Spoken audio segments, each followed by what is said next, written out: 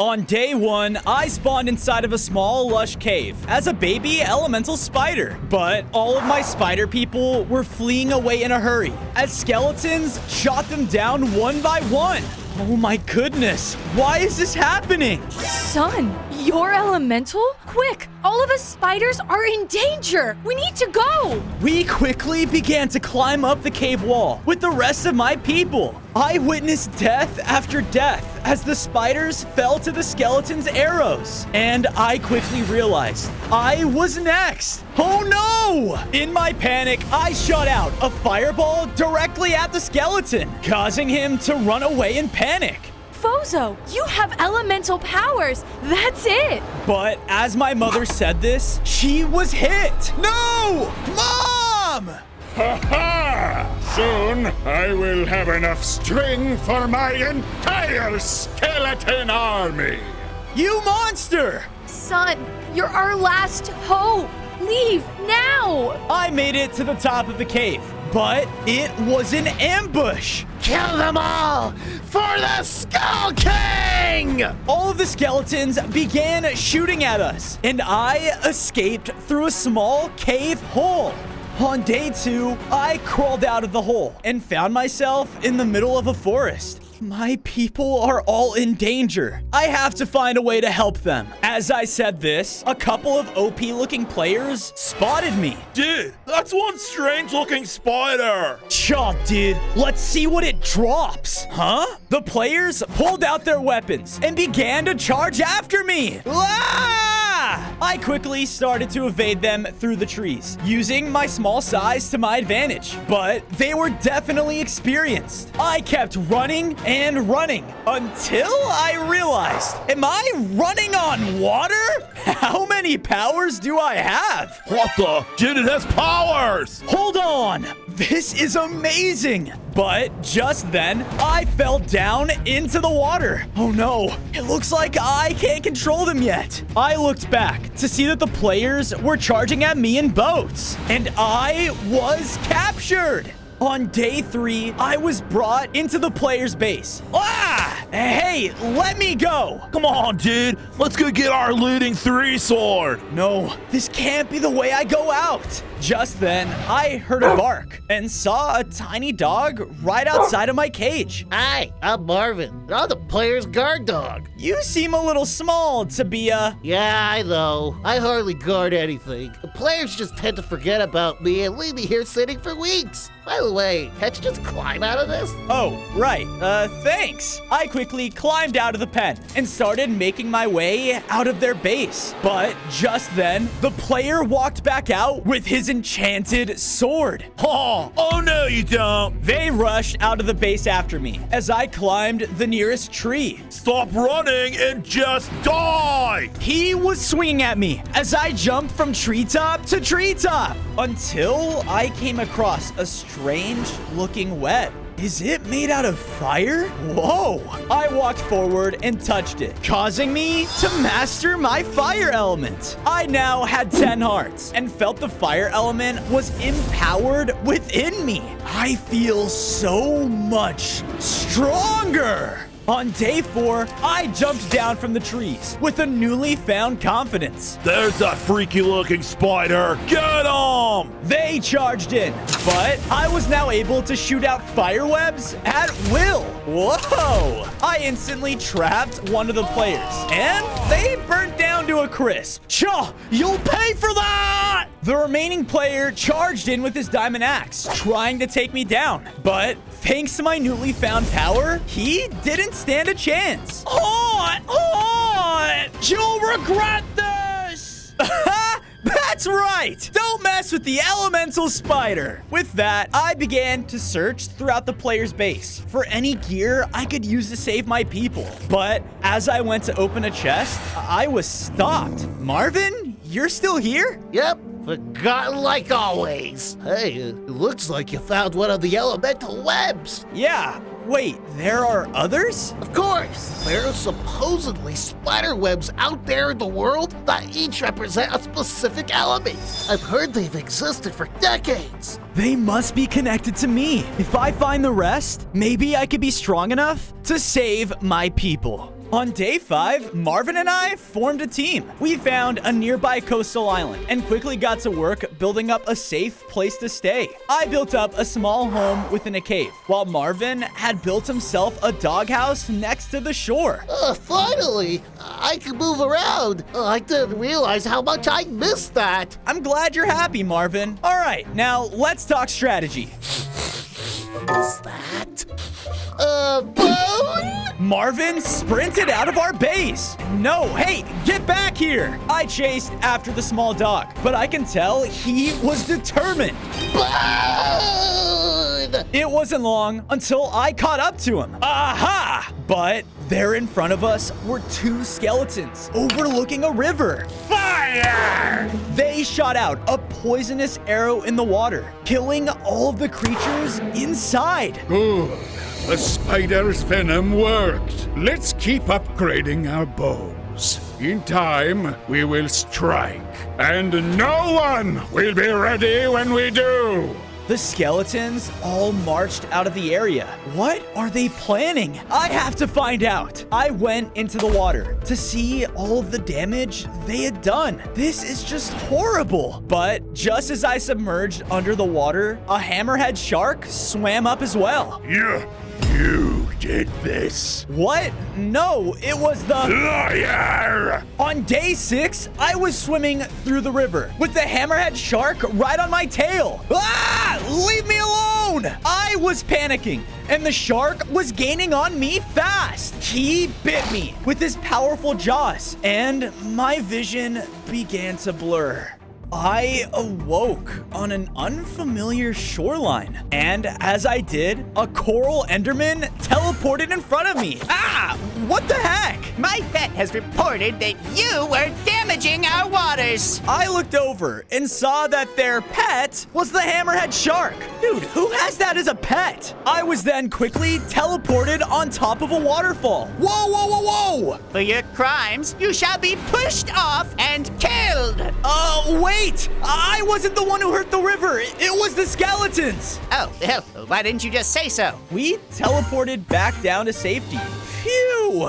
I then saw a whole group of coral endermen. And there, in the middle of the cove, was the water web. Another elemental web for the taking. I was about to swim over, but the enderman teleported in front of me. Oh, so you want this water web, do ya? Yeah, I'm kind of a spider, you know. Well, there's only one way I'll let you. Come along now. I followed him to an empty pedestal near a trail leading out of the cove. Recently, the coral pearl has been stolen, and without it, one of the coral endermen in the water suddenly transformed into a regular one and died.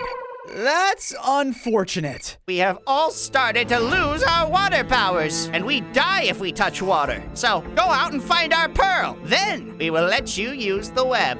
On day 7, I followed the trail until I arrived at a flooded village. All of the villagers were walking around, looking like they barely survived an intense battle. What happened here? I felt so bad for them. So I used my fire element to turn all of the source water blocks into cobblestone. And done. Would you look at that? A strange-looking spider helping us? Thank you! Of course. Hey, what happened here? As I asked this, a large splash of water erupted behind me, and there, teleporting in, was a water pillager. That's what happened! Ah! The pillager began to charge in and attack me with deadly splashes of water. Now, it was clear to me who stole the coral pearl. I was fighting back against him with everything I had, and the villager even helped out as well. Take this, you big-nosed freak! Together, we were able to take him down.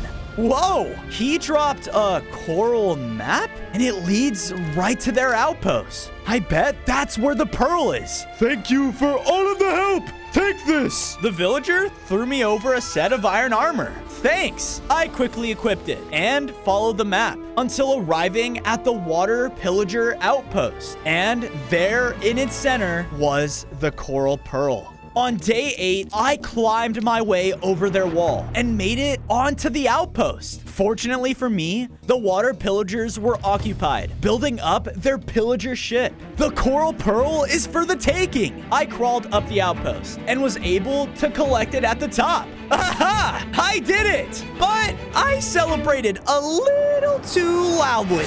Thief! Oh no! Before I could run, one of the pillagers ran up and hit me off of the outpost. Ah! Ah! I landed in a strange pool of water. Why is this here?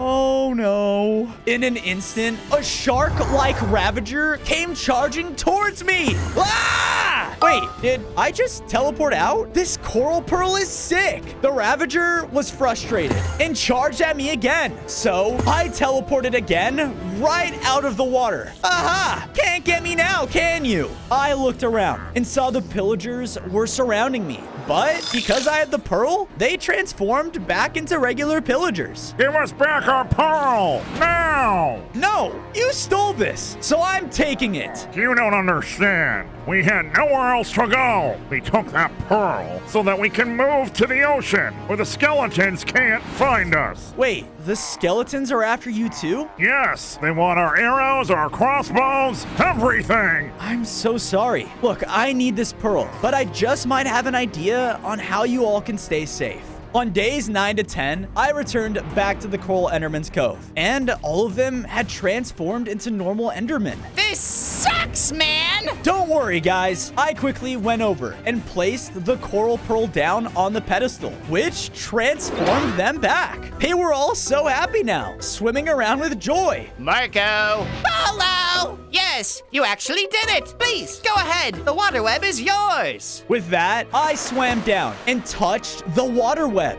Because of this, I grew in size again. I now had 15 hearts and mastered my water element. Sweet! It's good to see someone has been chosen to form the elemental web. The what? You are a very important spider, Thozo. The elemental web has been told as a legend for who knows how long. With all the elements, you can weave it together, and it will grant anyone with power never seen before. Whoa, good to know. With that, I left the cove and headed back to my base, where I saw Marvin on guard outside, chewing on a bone. What's up? Ha! I'm glad you were able to find a bone. On days 11 to 12, Marvin and I made it back home, only to see the pillagers from before waiting for us. It's about time. Oh, I'm glad you all made it here safely. With that, I quickly got to work, building them up their own pillager home. After that, I took the time to build up a statue of my mom to remember what exactly I was fighting for. I promise, Mom, I'll stop those skeletons. I'm glad two guard dogs can get along. As Marvin howled out, beastly plants came out bursting out of the ground. Ouch! Ah! Hey! With my fire webs, I was able to burn them back into the ground. Then, from a sprout left behind, flew up a glowing golden butterfly. The jungle. It has chosen you, elemental spider. Prove your wit and be granted the earth spider web. Whoa! You're on! The glowing butterfly darted out of my base, and I quickly followed behind. On days 13 to 14, I was following right behind the butterfly, but then I saw a skeleton creeping inside of a cave. What are they up to? I left the butterfly as I followed him inside, only to see the skeletons here were using the other spiders as mounts, and the ones that weren't were put into cages. This is cruel. My people. I snuck my way through the cave until I was able to see the Skull King looking down. And there next to him was my mother. There you are. The jungle waits for no man. Shh. Okay. I looked back towards my people. I promise, I'll soon be strong enough to stop all of this. So I left now filled with more determination. My king! An elemental spider was just here! An elemental spider? Follow him! My dear boy, what are you doing? I chased after the butterfly until we made it to the edge of the large, dense jungle. At the center, the web awaits.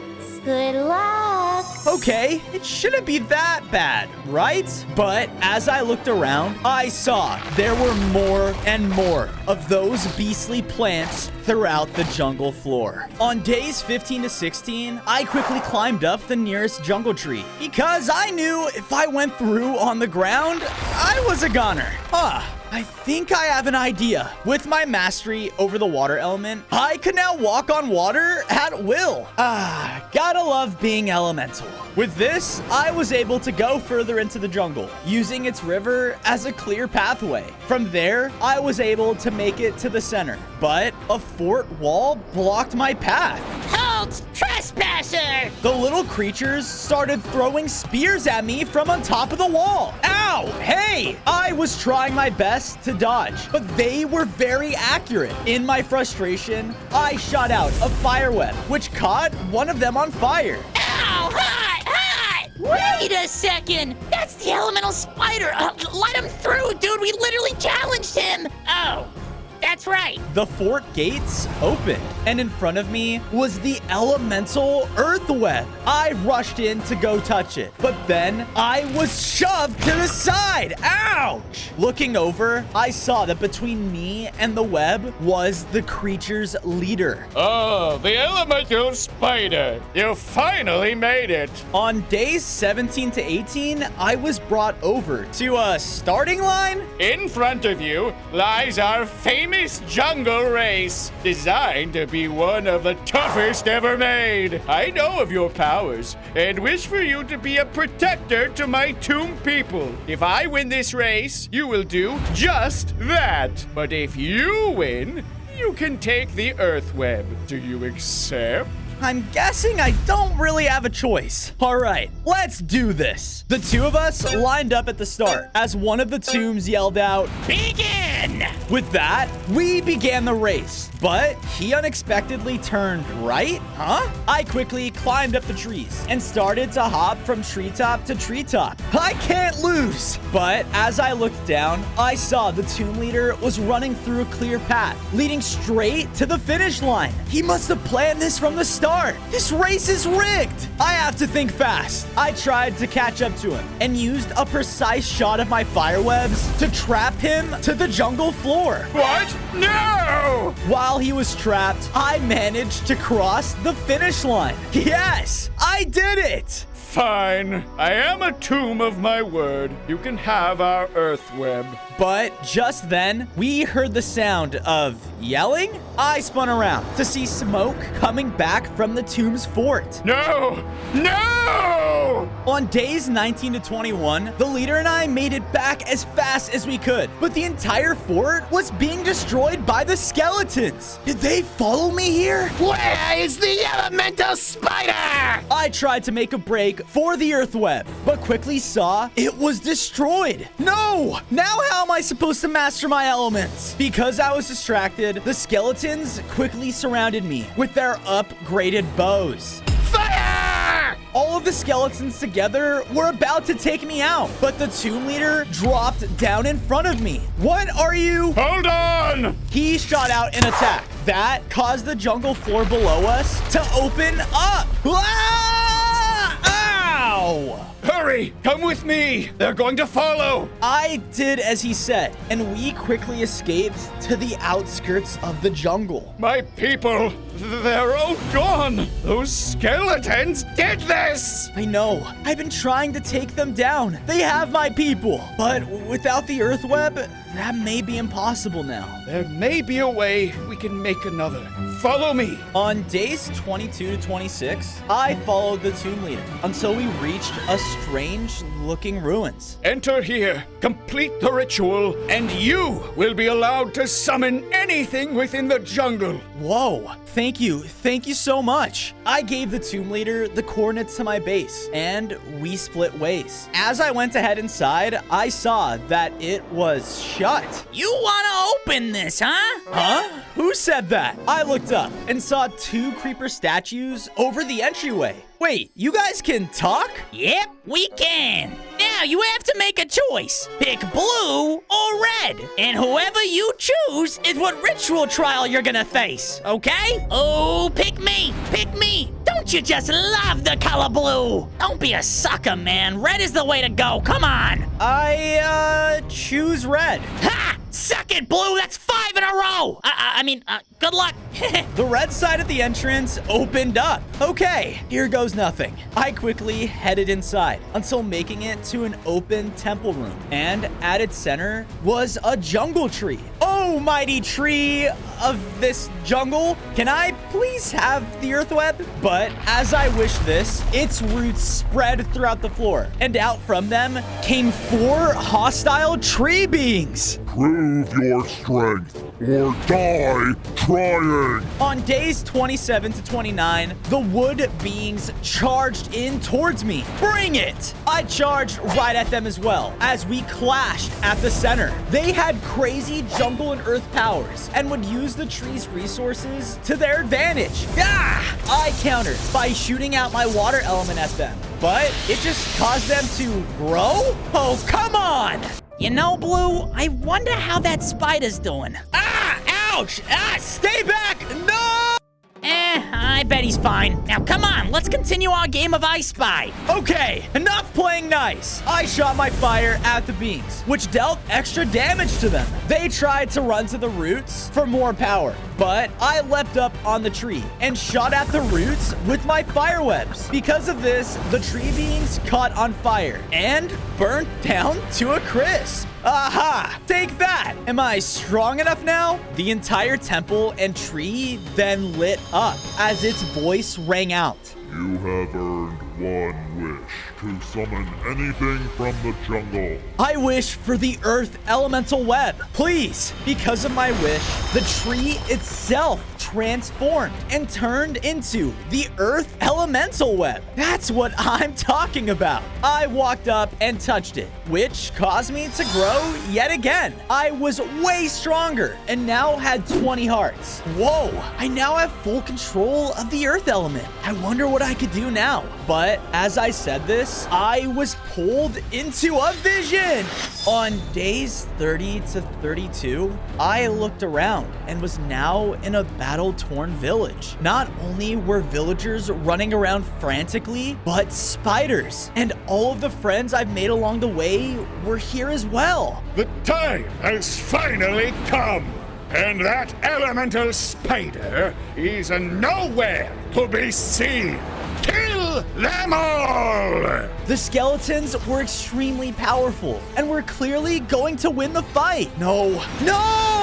I was suddenly pulled back into the temple. Was that the future? And why wasn't I there? I can't let that happen. I walked out of the temple, and once I was outside of its doors, an arrow was shot at me. What the? It was stuck to the wall, and on it was a note. It read, "We are watching. Beware." What the? Who wrote this? I better keep an eye out. On days 33 to 35, I made it safely back to my base to see that the tomb leader found his way here too. Hey, you did it! At least my tribe's sacrifices weren't for nothing. It wasn't, and I'll make sure of that. So from there, I took the time to build him up his own little jungle hut with a special food bowl for his beetle mount. Beetles eat food like this, right? If he does it, I'll have it! Marvin started sprinting over to the bowl, but just before he devoured the beetle's food, he was distracted by snowfall? Huh?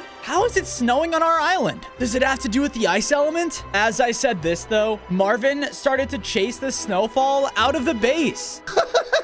It tickles. Marvin, hey, wait up! It could be dangerous. On days 36 to 39, I chased Marvin out of the base as he was mesmerized by the snow. Dude, snap out of it. I've never seen snow before! He continued to run into a tundra. Stop! In my anger, I used my newly mastered earth element to create a wall of blocks in front of him, stopping him in his tracks. Whoa! Sorry, Fozo. I don't know what came over me. Then Marvin's nose picked up on something. Huh? You smell that?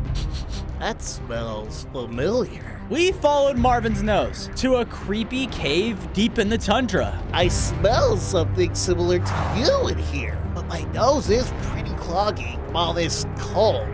There's so many tunnels though. Without your nose, what are we gonna do? But as I said this, my eyes looked over and I realized with my earth element, I could now see through blocks. Whoa, I have X-ray vision. I could see the shape of other spiders within the ice cave. Wait, my people? I ran in and found them cowering in the back of the tunnel. They all looked so weak. Oh no. Guys, what happened? Shh. You might wake the beast. Huh? What are you talking about? Just then, I heard a loud, aggressive... That beast! On days 40 to 44, I followed the echoes until I found a cave tunnel. And there, in the distance, was a large ice beast. Thankfully, it was seemingly going to sleep. Whoa! Yeah, after we escaped the skeletons and hid here, we realized we were in its territory. It took Charlotte. Just when she got back from scavenging food, she said she saw the elemental ice web. She did? I have to save her. I started to sneak quietly throughout the cavern. Easy does it. That was when I finally saw something. Charlotte was frozen in ice. I'm here to help, Charlotte. I used my wall climbing ability to slowly navigate around the beast without awakening it. Then I quietly used my fire webs to melt the ice around her. Oh, thank you. But she accidentally walked into the fire, causing her to ignite. Oh, hot! Oh no! Because of this, we looked over and the beast had woken up. Sorry. On days 45 to 47, we started running down the frozen tunnels as the beast chased right behind us. Its massive size caused the entire cave to shake. Come on, this way! We turned down a path, and as Charlotte ran by, I shot back at the beast with my fire webs. But he was so strong, it barely slowed him down. Oh no! We continued down the tunnel, just as we were cut off by a large crack in the ice. No! The beast was quickly gaining on us. Charlotte, though, without hesitation, swung across the gap. Whoa! We can do that? Of course, silly. You're a spider first, remember? Oh, right. Just before the beast was able to reach me, I swung across the gap with my own web. Woohoo! That was awesome! Now, safely on the other side, the beast seemed very upset. No fair! Me wanted a spider eye buffet! Gross, dude. We safely made it back to the others, and everyone was so happy to see Charlotte was safe. I'm so happy you've finally risen up as the elemental spider, Fozo. Well, someone needs to stand up to the Skull King, and it's gonna be me. Speaking of Charlotte, I heard you found the ice web? Yes, but it wasn't looking too good. What do you mean? Go north, and once you see the snow golem, well, you'll know what I mean. I quickly told the spiders to head back to my base with Marvin as I followed Charlotte's directions into the tundra. Finally, I saw a small group of snow golems looking at the elemental ice web. But it was melting. On days 48 to 52, I approached the golems and the ice web. Wait, is that a lava river in a tundra? Hey, what's going on? Intruder! Kill the spider! They all started throwing snowballs at me. They didn't hurt, but it was pretty annoying. Oh, right. Golems hate mobs like me. Guys, would you just... Big bro, help us out! I'm sorry, did you say big bro? Out of nowhere, I was thrown towards the lava river. Ah! I looked back to see a massive buff snow golem. Stay away from us! The large golem was about to throw a chunk of ice directly at me. Wait, look! I shot out a tiny ice block over the lava. See? I'm just like you. Ah, the elemental spider. We've heard of what you've done for this world. You are welcome here. Oh, thanks. I'm sorry we attacked you. You see, my people have guarded this ice web for centuries, and we have never abandoned our post. But recently, it's like the land has turned against us. Every river has turned into lava! Everything is melting! Oh no, what if I can find a way to stop whatever's causing this and restore the ice web? Then can I take its power? Of course. You have my word.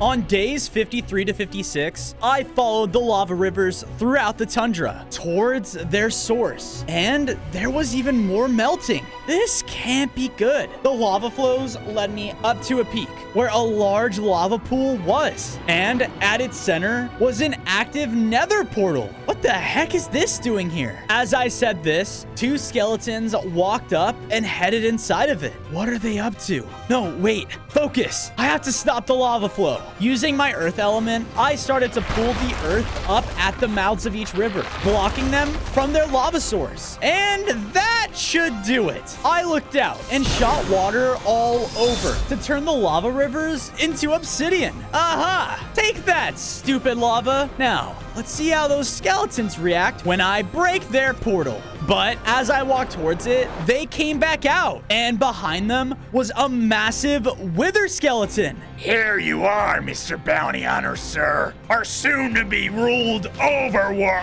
In hindsight, I should have closed the portal first. There he is. Kill him! The skeletons ran in, but with my new powers, I had the confidence to stand and fight. They had their upgraded bows, but with all the elements I'd mastered, I was able to overwhelm them. Aha! Finally took some of you down. That's when I realized the bounty hunter just stood there. Hi? I was given this unique crossbow and will use it to kill you. Of course. The hunter raised his crossbow and started shooting at me rapidly. Ah! I tried to get close, but the path wasn't wide enough to run around his attacks. I used my water elements to turn more of the lava into obsidian, but as I did, another one of his crossbow bullets hit me. Gah! The skeletons fear you? For what? Any last words? Yeah, I'll close your door on the way out. Huh? Big Bro launched a large chunk of ice at the skeleton, which knocked him back into the nether portal. I quickly ran up and broke it. Phew, that was a close one. Thanks for the assist. Don't mention it. On days 60 to 63, we made it back to the ice web to see that it was now revived. I never thought I'd work together with a mob like you. You may now take your reward. I ran up and touched it, and as I did, I felt its elemental power start to overtake me. Ice began to fall all around me, and the cold was starting to be overbearing. Ah! My hearts! They are getting so low! I thought I was done for, but as I got down to 1 heart, the ice had merged within me, and I upgraded again. I grew even stronger, and now had 25 hearts, with full mastery over the ice element. Oh, yeah! My shout unleashed a new ice element out over the tundra, and because of this, it began to snow, and the nearby area was completely healed. Our homes! They're so cold and perfect. With that, I looked over to the big golem. So, what will you all do now? Haven't you watched over this web for centuries? Yes, we have. And now our watch has ended. Thank you, and goodbye. All of the golems marched off into the tundra in a cute little line. What a nice little family. On days 64 to 68, I made it back to my base and saw that Charlotte and the other spiders made it safely too. Thank goodness. I quickly extended my cave home and made them their own rooms to sleep in. I even added extra webbing throughout to make them feel just at home. This is great! Thank you, Fozo. Of course. From there, I saw Marvin had a pile of bones in front of his house. Glad to see you've been busy. Oh boy, have I! This actually gives me an idea. I combined all of the bones into one large bone just for Marvin. He looked at it like it was a buffet. Yes! As I admired my work, I was hit from behind. But as I spun around, no one was there, and on the ground was another note. Probably from my stalker. I picked it up, and instead of words, it just had a set of coordinates. I better follow it. It looks like my #1 fan wants to meet. I traveled until finally making it to the coordinates, but no one and nothing was there. Am I in the wrong place? Just then, I heard movement in the tree line all around me, and I was punched from the side. On days 69 to 73, I awoke in the middle of a strange hideout. My head. There, standing in front of me, was a ninja turtle? What the? After a second glance, I noticed this entire area was full of different peaceful mobs that were now hostile? This is so weird. Hey, you're weird. Look around you, bro. Us peaceful mobs had no choice but to weaponize ourselves. Really? Why? I followed the turtle until reaching a hill outside the hideout. In the distance was a field of skeletons testing their new mounts. The rest of my people. The skeletons had a bunch of different bows with various abilities. Why are you showing me this? The skeletons are growing more and more powerful each day, gathering and taking new resources. All of us lost our homes because of them. Well, I'm trying to. I know. You're trying to take them down. That's why we followed you, bro, to help show you where the lightning web is. Otherwise, the skeleton takeover will be upon us very soon. Okay, well, where is it? Just then, a loud roar echoed in the sky. The turtle ran for cover. Hey, what are you doing? We looked up to see a vicious dragon flying overhead, which killed anything in sight. That, my dude, is the lightning dragon, and it is the key to the lightning web. On days 74 to 77, the two of us followed the lightning dragon from far below, but I could tell it knew something was up. Take cover! The two of us did, and thankfully, the dragon didn't spot us. Oh, thank goodness. This is as far as I can go. I will not go anywhere without my people. Continue to follow the dragon, and you will find that your web lies in its nest. Good luck. No, wait! But he suddenly poofed away. Come on! I need backup! I followed far under the dragon until reaching a clearing at the foot of a very tall mountain. And there was lightning striking down all around it. His nest is up there, but how am I supposed to reach it? Or better yet, put up a fight against the thing. Just then, I heard the sound of crying. I looked over, and inside a small little hole was a crying phantom. A spider? Oh god, this is embarrassing. I'm totally not crying. Stop lying, Ralph. You totally are. Why are you guys upset? Because we were once allowed to roam this forest's beautiful skies as we pleased. But since that lightning dragon came into the picture, It kills everything it sees, spider dude. Well, what if we team up? I want to take it down. On days 78 to 80, the phantoms flew me over the mountain. Just please don't drop me. what? Did you say drop you? Okay. No, wait! Ah! Thankfully, I landed right into the dragon's nest. And there, on the other side of it, was the lightning web. You really thought we were gonna drop you to your death? Dude, you should have seen the look on your face. Yeah, haha, good one, Reggie. Their laughter was cut short when we heard an intimidating... Oh no. We all looked up into the sky as the lightning dragon spotted us. It immediately began to spit out spews of lightning. Ah! Time to fight back. The phantoms took to the sky and tried to swoop in and hit the dragon when they could, while I was running around on the ground, shooting up my new ice spikes at it. Take this. The dragon was a very tough opponent though. My toughest yet. And unfortunately, he struck both of the phantoms down. Guys, no! I was now alone with a very upset lightning dragon. On days 81 to 85, he wasn't letting up, and the lightning strikes were now non-stop. I was getting lower and lower on hearts, and knew I had to think fast. Wait, I think I have an idea. I began to use my ice element and focused it all around him. Within a few seconds, I had completely encased him in ice. Now, for phase 2, with him held in place, I used my fire webs, which burned away the ice, but trapped the dragon. Aha! I did it! The dragon was getting burned all over, so he fled from the nest in defeat. Yeah, and stay out. You did it. Whoa, you guys survived. Well, enjoy your free skies again. Thank you, Spider. They quickly flew up happily in the sky. And with that, I went over and touched the final elemental web. Because of this, I grew in size one final time. I now had 35 hearts and was a full-on elemental spider with mastery over the lightning element. I am so powerful. Hurrah! On days 86 to 90, I was heading back to my base when I came across a horde of skeletons and the Skull King. My king, it seems the bounty hunter failed his mission.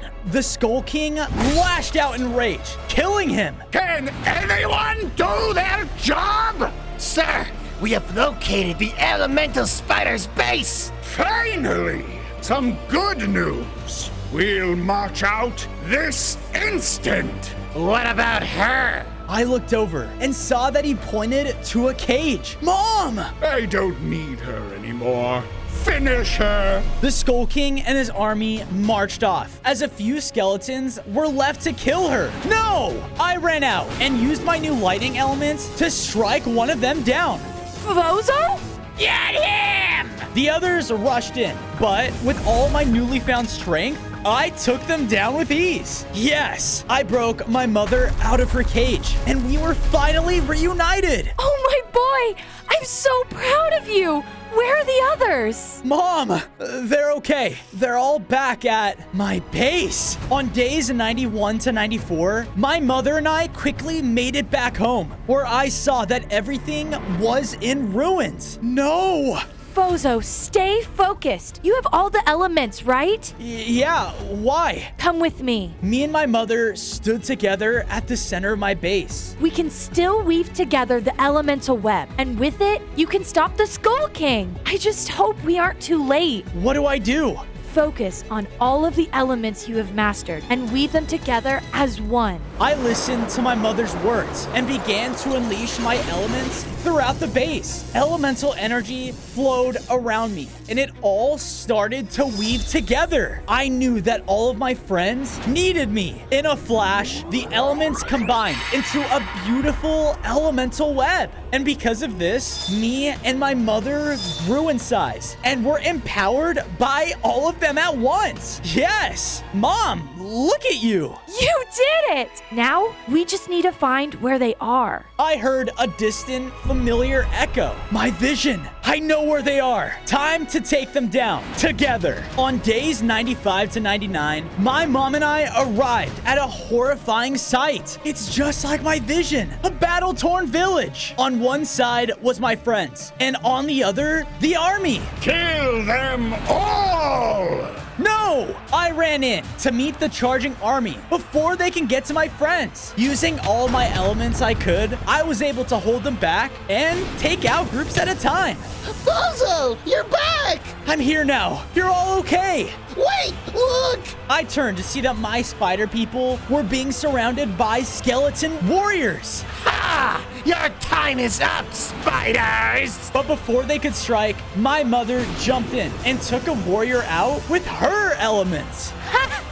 I could get used to this. What? No! Kill them! More and more of them flooded in as me and my mom were taking them out left and right until Bozo, behind you! she leapt in front of me and took a hit. Mom! I blasted the warrior back, taking him out in rage. No, Mom. I'm all right, my boy. She's just a little tired. I think I need to rest a little. We'll take care of her, Bozo, while you take care of that. On day 100, I was now face to face with the Skull King, and the only one strong enough to fight him was me. I can't believe you. Why would you do this to my people? You were all simply a means to an end. And that end is me, ruling you all! We began to fight as he would use his massive sword to cut me down every chance he could. He was stronger than anything I had ever faced, but I knew I had way too many people counting on me. I blasted him with my water, but he would just push right through and cut me down on hearts. Ah! Still just the weak little spider I saw all those days ago. I should have killed you the second I saw you. You think I'd go down that easily? With that, I used my earth element to crack open the earth, causing him to fall into a pit. I leapt down and used the opportunity to start covering him in my fire webs. They were starting to take hold. With the one last web, I had completely encased him. No! This can't be! I focused all of my elements on one final blast that took the Skull King down. And with that, my spider people can now finally live in peace. On day 1, I spawned in as a baby elemental dinosaur, sitting high up inside of my beautiful dinosaur valley. I looked around and noticed 5 other eggs that were surrounding me, each representing an element. Whoa, are these my brothers and sisters? Small meteors then suddenly appeared in the sky and started to shoot down on all of my dinosaurs. Ah! What's going on? My home was quickly being destroyed, followed by a large crash. Now, in the center of my once beautiful home was a large meteorite volcano. And emerging out of it was a meteor army. Landing successful! Soon we shall rain down our largest meteor yet from the skies. Once that is done, this entire planet will be nothing but a lifeless rock. No! I watched as the meteor men began to swarm my home, killing all of the innocent creatures inside of it and turning my old valley into a battlefield. One of the small meteors then crashed right onto my nest. All of my siblings' eggs went flying outward into the sky. My family! I fell down to the ground, injured and not sure where to go. But thankfully, my mother dinosaur found me. Bozo, my elemental boy, we must leave now if we want to survive. On day 2, I was running with my mother throughout the neighboring forest, scared out of my life. There were meteors crashing down from above us. Stay right next to me. I watched as other dinosaurs got hit and all were killed by the flying rocks, followed by more magma men spreading throughout the area. Just then, a very large meteor dropped right in front of the 2 of us, with the main magma leader standing on top. An elemental one? Interesting that you are trying to escape. Did you not hear me? There will be no survivors once my men are done here.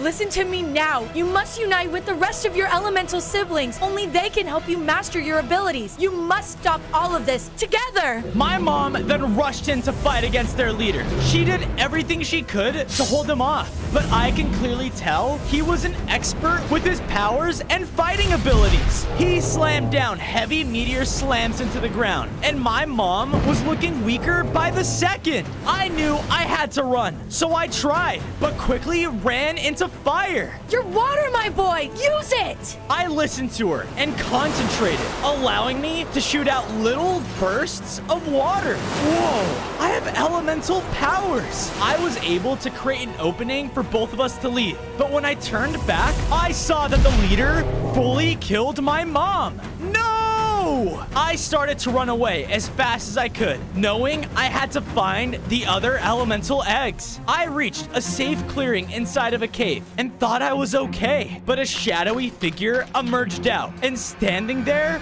was a caveman. Ah! On day 3, I panicked and started to run away, but quickly realized the caveman was scared too. What you doing at home? I'm sorry, No more words. Leave. The small caveman then started to walk further inside of his cave home. Hey, I can't just leave. I'll get spotted. I chased after him throughout his home, but just like mine, it was destroyed. My family gone. Killed by Gideon and his magma men. Gideon. So that's who their leader is. Look, there may be a way I can stop them using my elements, and I'll need all the help I can get. Before the caveman could respond, we heard rocks moving around in a nearby room, followed by magma men emerging out. That's that elemental dinosaur! Get him before it's too late! Oh no, we need to go. Follow me! The caveman led me to a room that held a very dangerous cave-side parkour.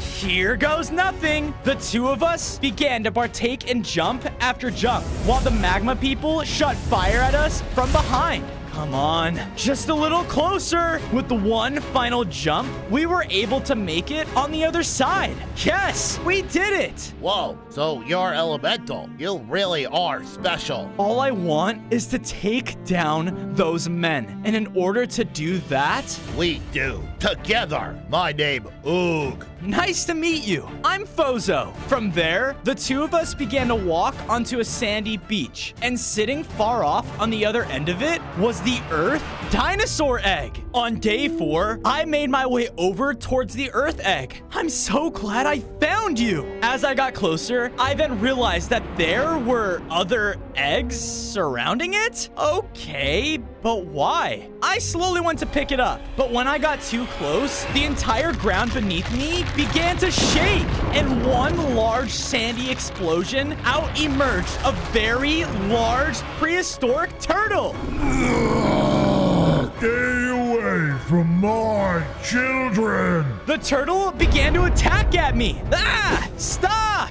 He had very powerful slams and would even spin very fast to shoot out coconuts at me. Knock it off! I tried my best, but there was only so much I could do with my minuted elemental powers. With one final hit, I was knocked right next to the Earth egg. Wait a second, that egg, it's not mine. Yeah, it's my sibling. My apologies. I've been on edge since that meteor crashed down. Everyone is in danger. I know, and my mom is gone because of it. That Gideon is pure evil, and words spread that this is just the beginning. Go ahead, take the egg. I listened and picked it up. Once I did, something strange began to happen. I grew larger in size, gained 5 more hearts, and now had fully mastered the earth element within me. Whoa, I get stronger when I find these eggs? If so, it's important you find the others. Agreed. But first, we need a safe place to keep them. I know just the place. On day 5, the turtle brought Oog and I over to a secret passageway, which led us straight to a hidden valley. Whoa. This is where I come for moments of peace. It's the most hidden place in the forest. thanks for showing us this. Oog and I went to work. I went out and got enough materials to make myself a set of stone tools. I was able to make my very own dinosaur-themed home. Perfect! I looked over and noticed Oog made himself his own little cave to sleep in as well. I can't wait to avenge my family and show everyone that even cavemen can be strong like dinosaurs. I then went and built up a nice little nest platform for the Earth egg. But once I placed it down, the egg started to crack. In a large burst, out poofed a little Earth dinosaur. Whoa, brother! My little Earth brother then used a special ability, shooting himself high up in the sky. Wait, I have Earth powers too. I use my newfound powers to help bring me up to the top with him. This is amazing. Since we were so high up in the sky, I was able to see a monkey. He was running away in the nearby forest from a couple of the magma men. Help! Oh no, I'll be right there! On day 6, I ran through the forest until I reached an opening. The same monkey was there, but he was now cornered by the magma beasts. I can't have you spreading what you know! No! Back off! The elemental dinosaur, Gideon, will be pleased with your capture. The magma beast started to charge, and I knew I had to think fast. I had an idea and summoned walls of earth from below me, totally trapping the magma men. Take that! Let us out! Whoa, thanks, T-Rex. Those guys wanted me dead. Why? You're just a monkey. Watch it. I'm also an archaeologist. My name is Arnie, and I know a lot about what these meteor people are planning. Wait, you do? Yep. Follow me! I followed Arnie until we made our way back to Gideon's main magma volcano. And standing there at the entrance was Gideon himself. My people, Phase 1 is now officially finished. It is now time to start Phase 2, which will require lots more power. But in the end, when that final meteor lands, it will be worth it. Final meteor? If you thought those other meteors they fire are large, the one they plan to rain down onto this planet will wipe out every single species within a single hit. That's not good. There is one dinosaur that I'm worried about. One that yields the elements. Go out and make sure he is brought back to me alive. Oh no, I need to find the next elemental egg. Wait, I think I saw an egg like that recently. Follow me. I followed the monkey until we reached a crash site. Everything looked destroyed. Wait, no. The egg, it was right here. Hold on, let me check. The monkey used a special type of magnifying glass, making a trail suddenly appear before us. Whoa. Bingo.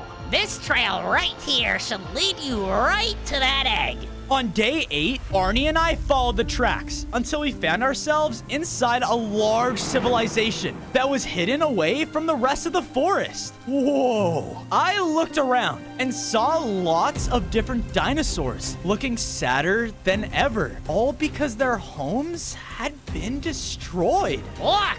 Far off on the other end of the hideout lied the fire egg. There it is. We both went over in excitement, and once I was about to collect the egg, a fire pterodactyl flapped his wings and flew down in between us. You must be runaways too.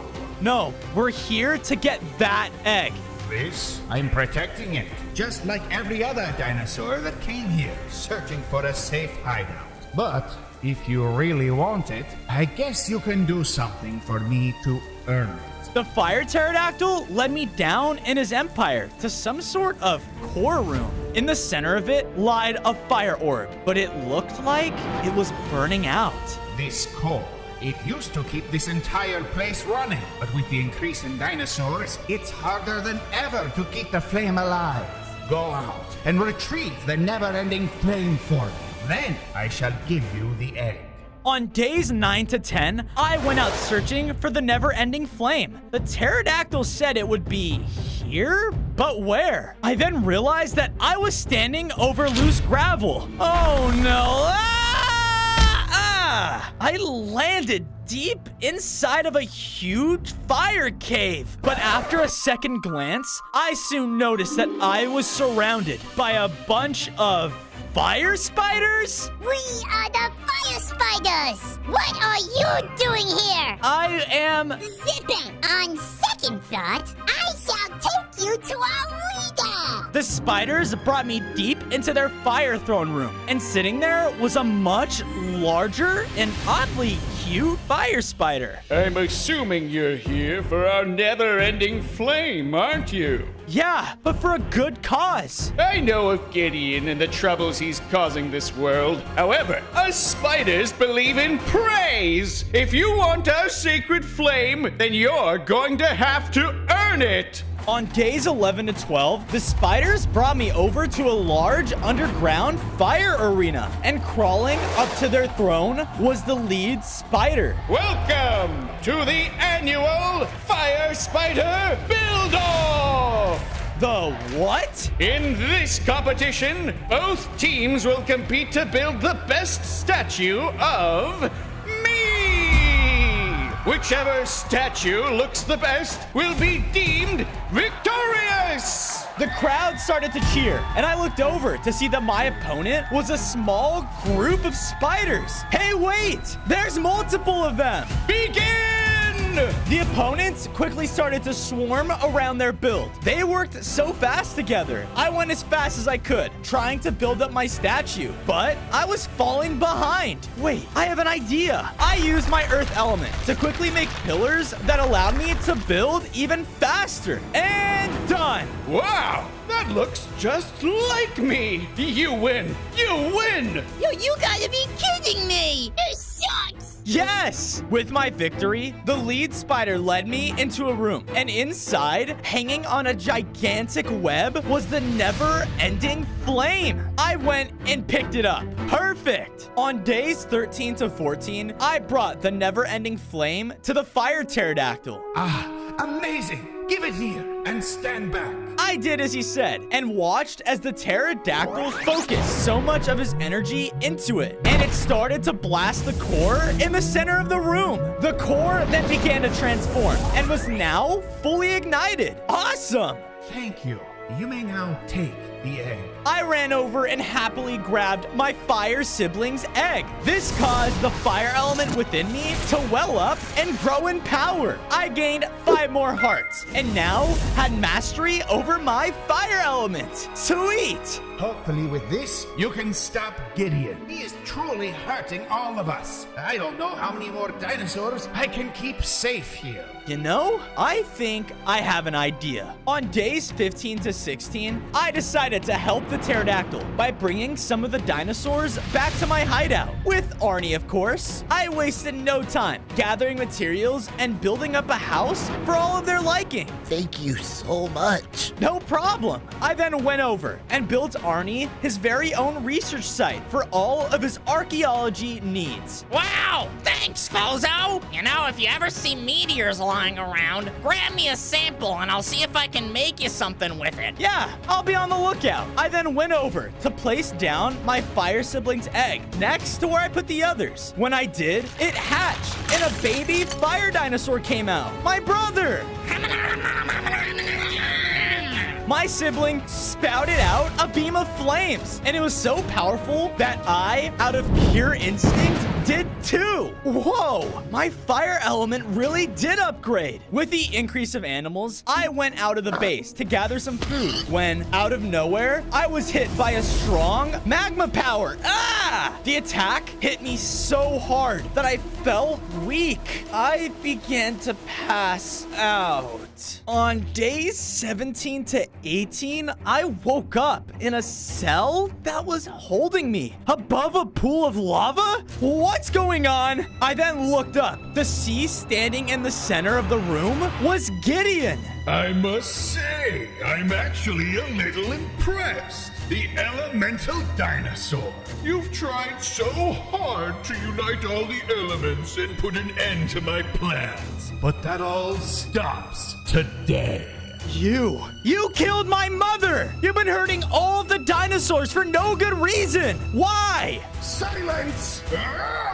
Gideon slammed the ground, and I felt the impact all the way from my cage. The Meteor Men and I have never had a planet to call home. So why should you? I'll make sure that you don't when I'm done here. He then slammed his hammer down again, and this time the blow was so strong that it shattered the bottom of my cage. Wait, I'm not taking any damage? My fire element, I'm lava-proof. No, impossible! I used this moment to swim down and away from Gideon through the lava. On days 19 to 21, I surfaced in a pool of lava outside of his empire. That was close. Just then, I heard voices approaching. Go! Search every exit now! Oh no, I gotta go. I started to run away, and as I ran into Oog. What are you doing here? Oog, happy you alive. I came to tell you. I think I know where Water Egg is. You do? Lead the way. It took a bit of time, but Oog eventually brought me to a tropical beach, with some strange pillars rising out of the sand. What in the world could these things do? Suddenly, water began to flood in, surrounding us, and a terrifying water monster emerged from within. Wait! The monster didn't slow down at all and began attacking Oog and I. I knew we had to fight back. Oog went in swinging as hard as he could, and I tried to use my newly upgraded fire element to shoot directly at its head. Because of this, the monster began to transform down into a much smaller water person. Wait a second. You're not Magma Man. Apologies, my vision gets a little blurry in my rage state. We are here looking for the water egg. Do you know where it is? Why, yes. I know exactly where it is. You'll just have to come to Atlantis with me. Wait, what? She then walked to the center of our platform and performed a ritual, causing a burst of blue light. The ground began to shake, and in a huge blast, emerged the city of Atlantis. On days 22 to 26, we were roaming through the lost city with fish people swimming all around us. Ugh, stupid air breathers. Rude. We continued on until we finally reached a grand throne room where a much larger fish king resided. Visitors, for what reason do you disturb the king of Atlantis? We are here searching for a water egg.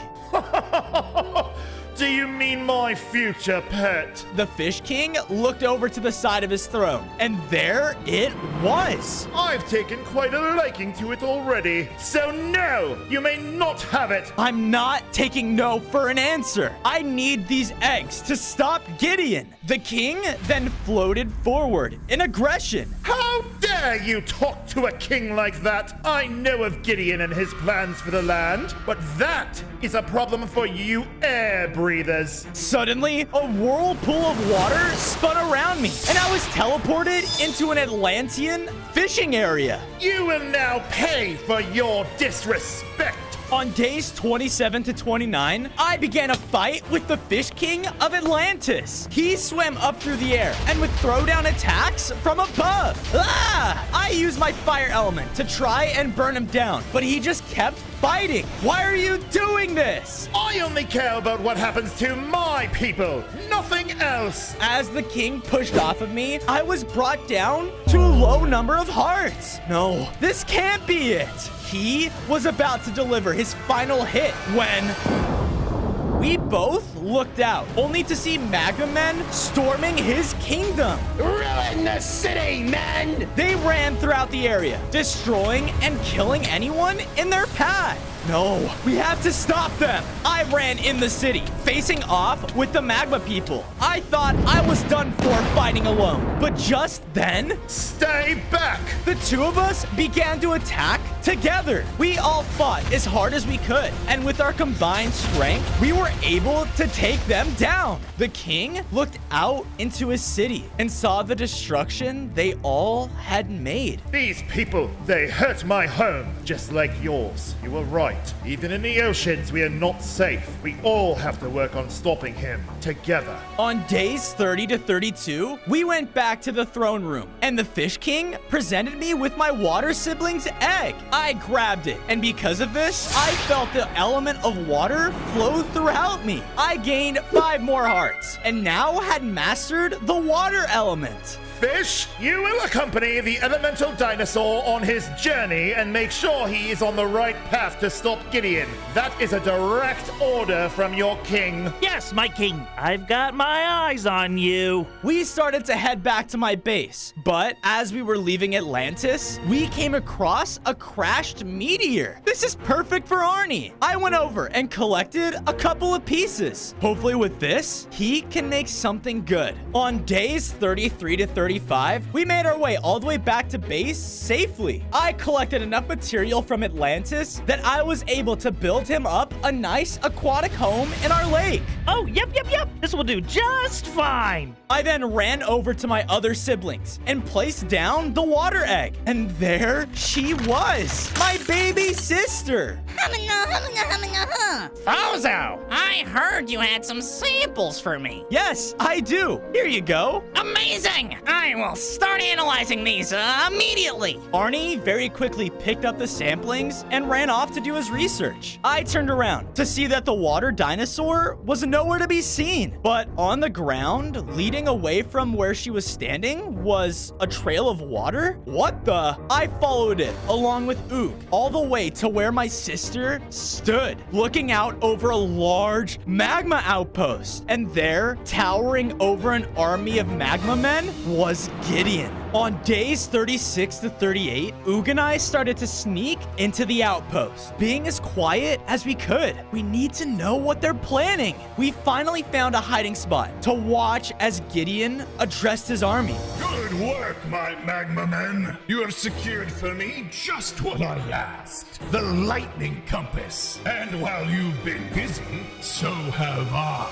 As he shouted out, he slammed down his weapon, which caused him to grow in size. That is not good. Bozo, they have lightning compass. Which probably leads to the lightning egg. Now, build the beacons, my magma men. Once they are complete, we will reduce this planet to rubble. Beacons? What is he planning? We gotta find that compass. Ook and I snuck around the outpost until I finally saw it. Look, up there! At the top of the tall tower lied the lightning compass. But spiraling up inside of it were tons of platforms. Okay, keep guard. Here goes nothing. I began to parkour up the tower, but after a few jumps, I heard a click from under my feet. What the? Suddenly, rising from the floor at the bottom of the tower was a large fire creature directly in front of Ook. Oh no. On days 39 to 41, Ook was face to face with the fire creature while I was trying my best to climb up the tower.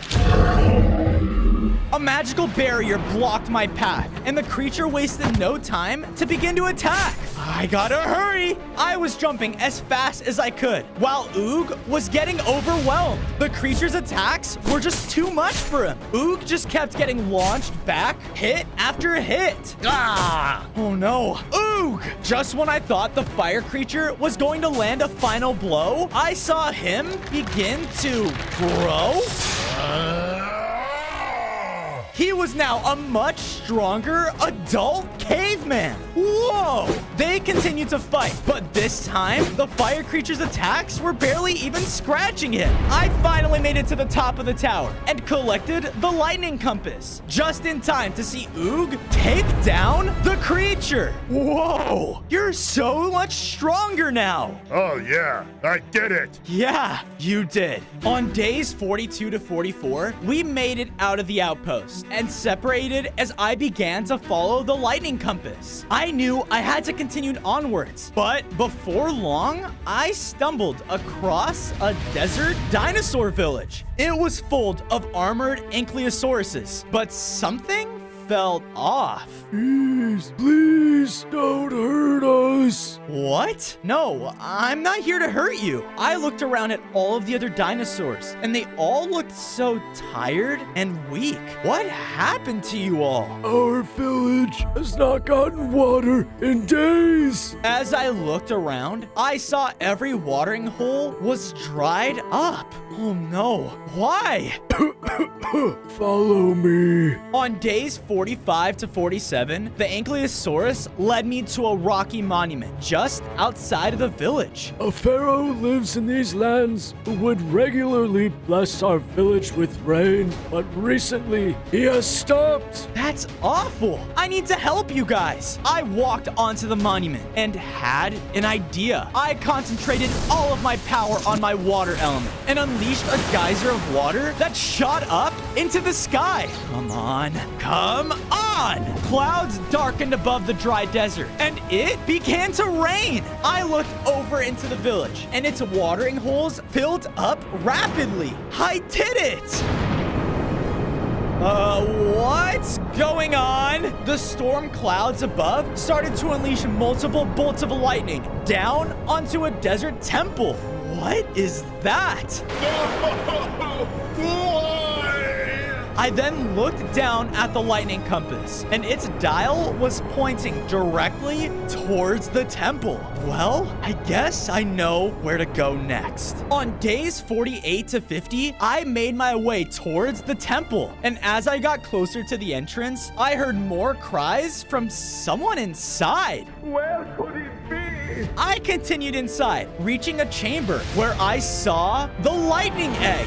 But sitting on a throne beyond was a pharaoh? I am in grief, visitor. Leave me at once. The pharaoh stood and began to walk towards me, weapon ready. No, wait, I came here because... I said leave. He rushed in out of anger, shooting out powerful lightning attacks. I had no choice but to fight back, but I could tell he was in pain. The pharaoh would use his weapon to summon pillars that would attack me and push me back. Ah! Go away! My son is lost. I have no time for this. So that's why you aren't bringing rain to the dinosaur village. You've been looking for your son? I have no idea where he went. All I want is for him to be safe. All right, Pharaoh, how about a deal? I'll find your son if you give me the lightning egg in return. I agree to your terms, visitor.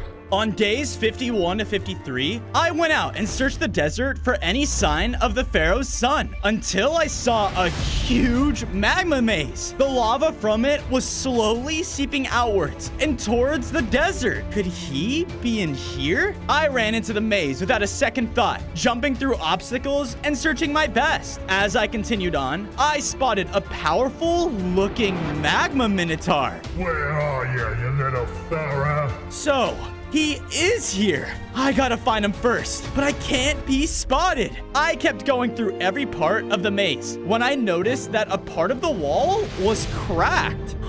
Using my earth element, I forced the crack to open wider, revealing the younger pharaoh.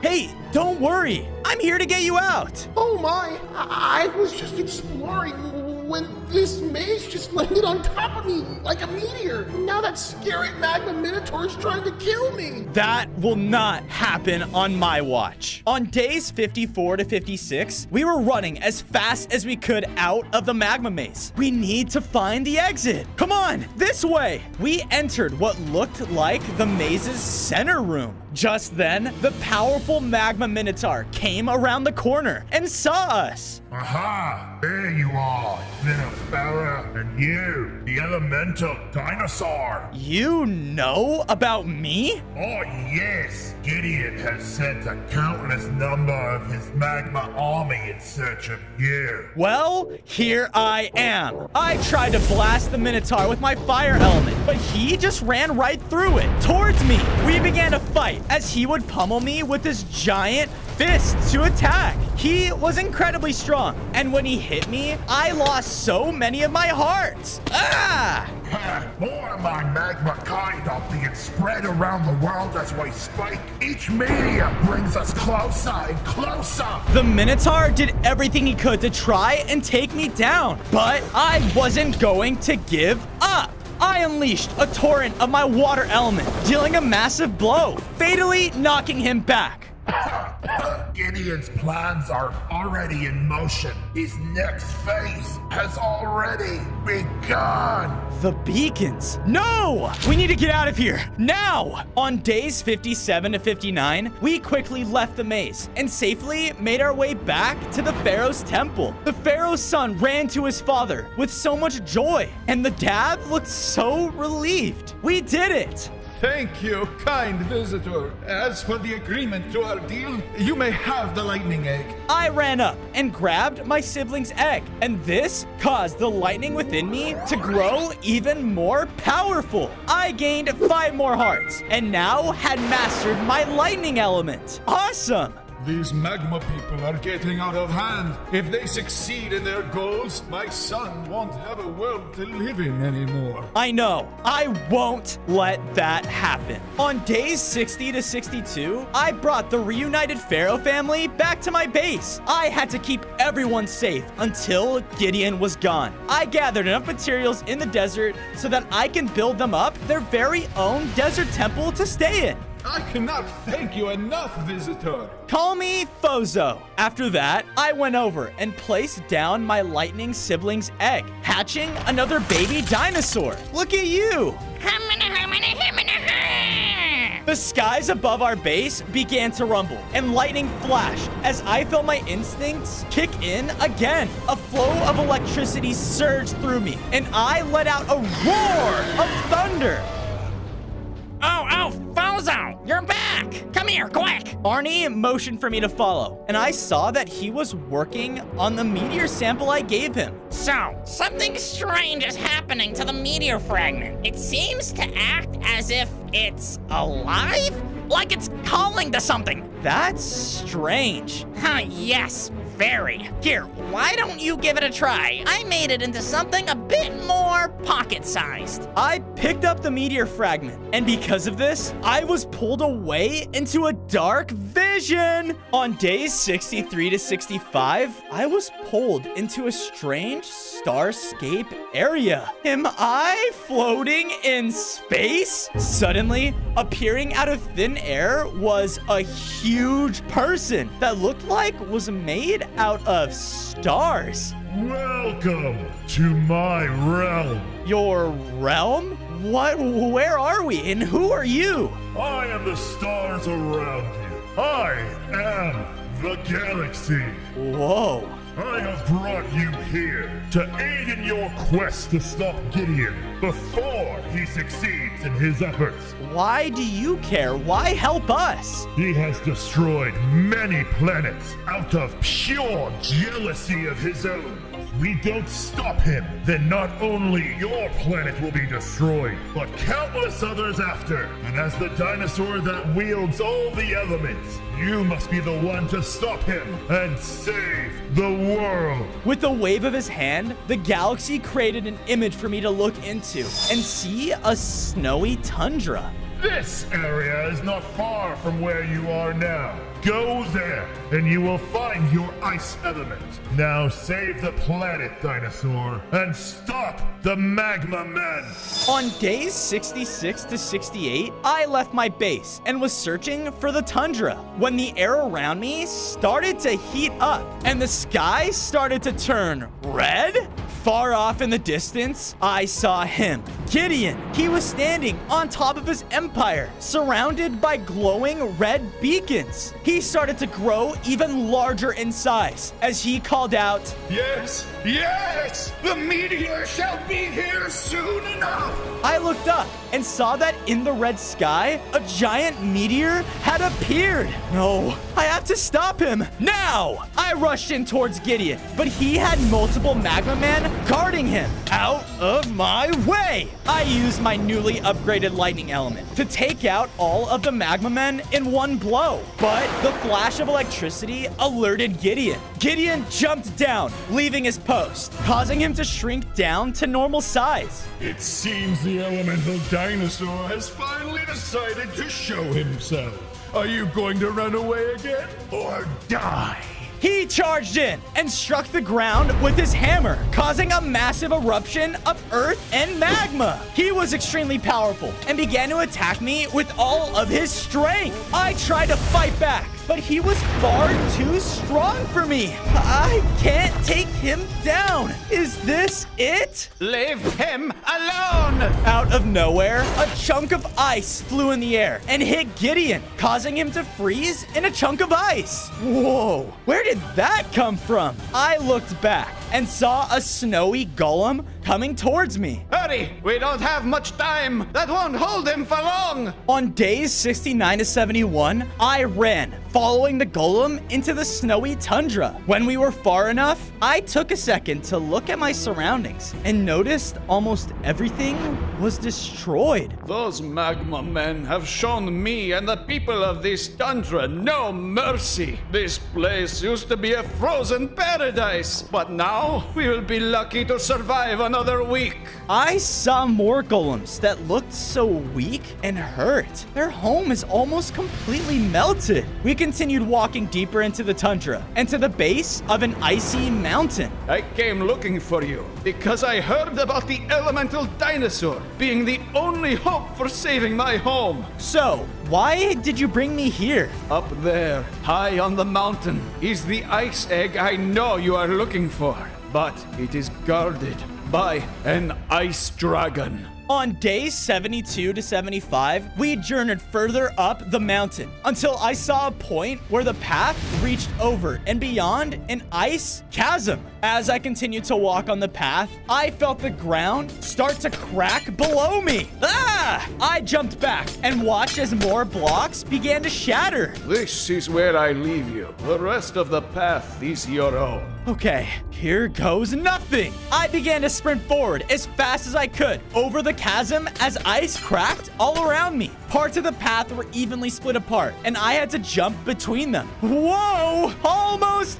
there! With one final jump, I leapt towards the final part of the snowy path and just barely made it. Yes!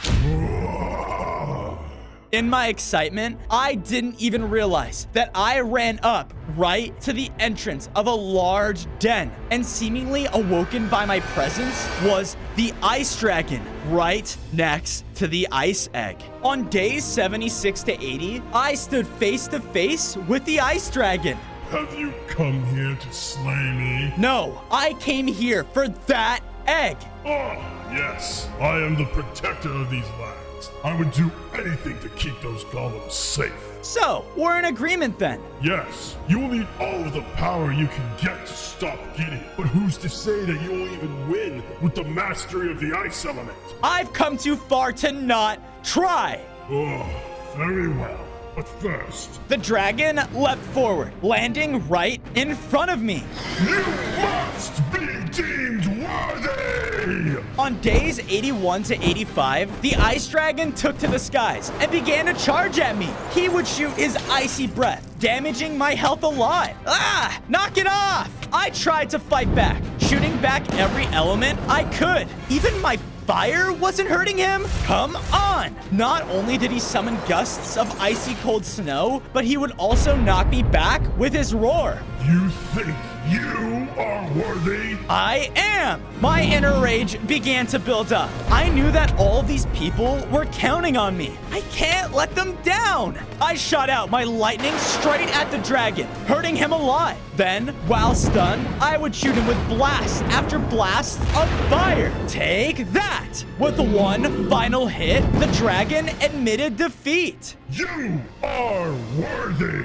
With his permission, I went over and picked up the final ice egg, transforming me into a fully elemental dinosaur. I gained 10 more hearts and felt stronger than ever. I did it. On days 86 to 90, I was making my way home. But as I took quick notice of the terrain all around me. The skies were very red, and the meteor was now about to hit our world. No.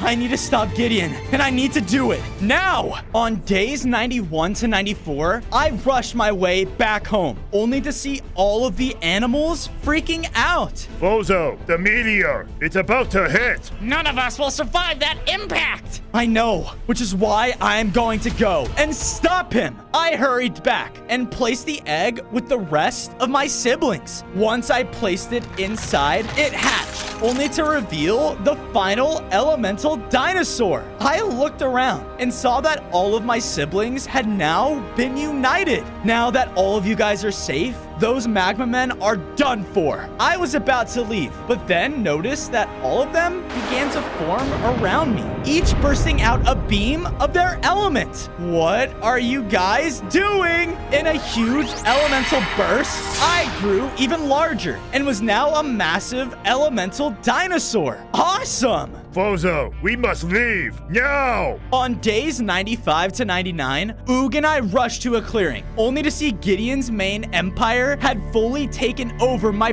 previous home's surroundings. All of the water was lava, and there were now countless magma men around the area. In front of the empire's main volcano was Gideon, addressing his army. The meteor, it's almost here. These creatures are too late. No! The two of us rushed in, catching the magma men's attention. They all began to attack us and shoot fire, but with Oog and I's increase in health, they didn't stand a chance. Time to see what new ice ability I've got. I was now able to summon icy chains to freeze them in their tracks. No! Stop them!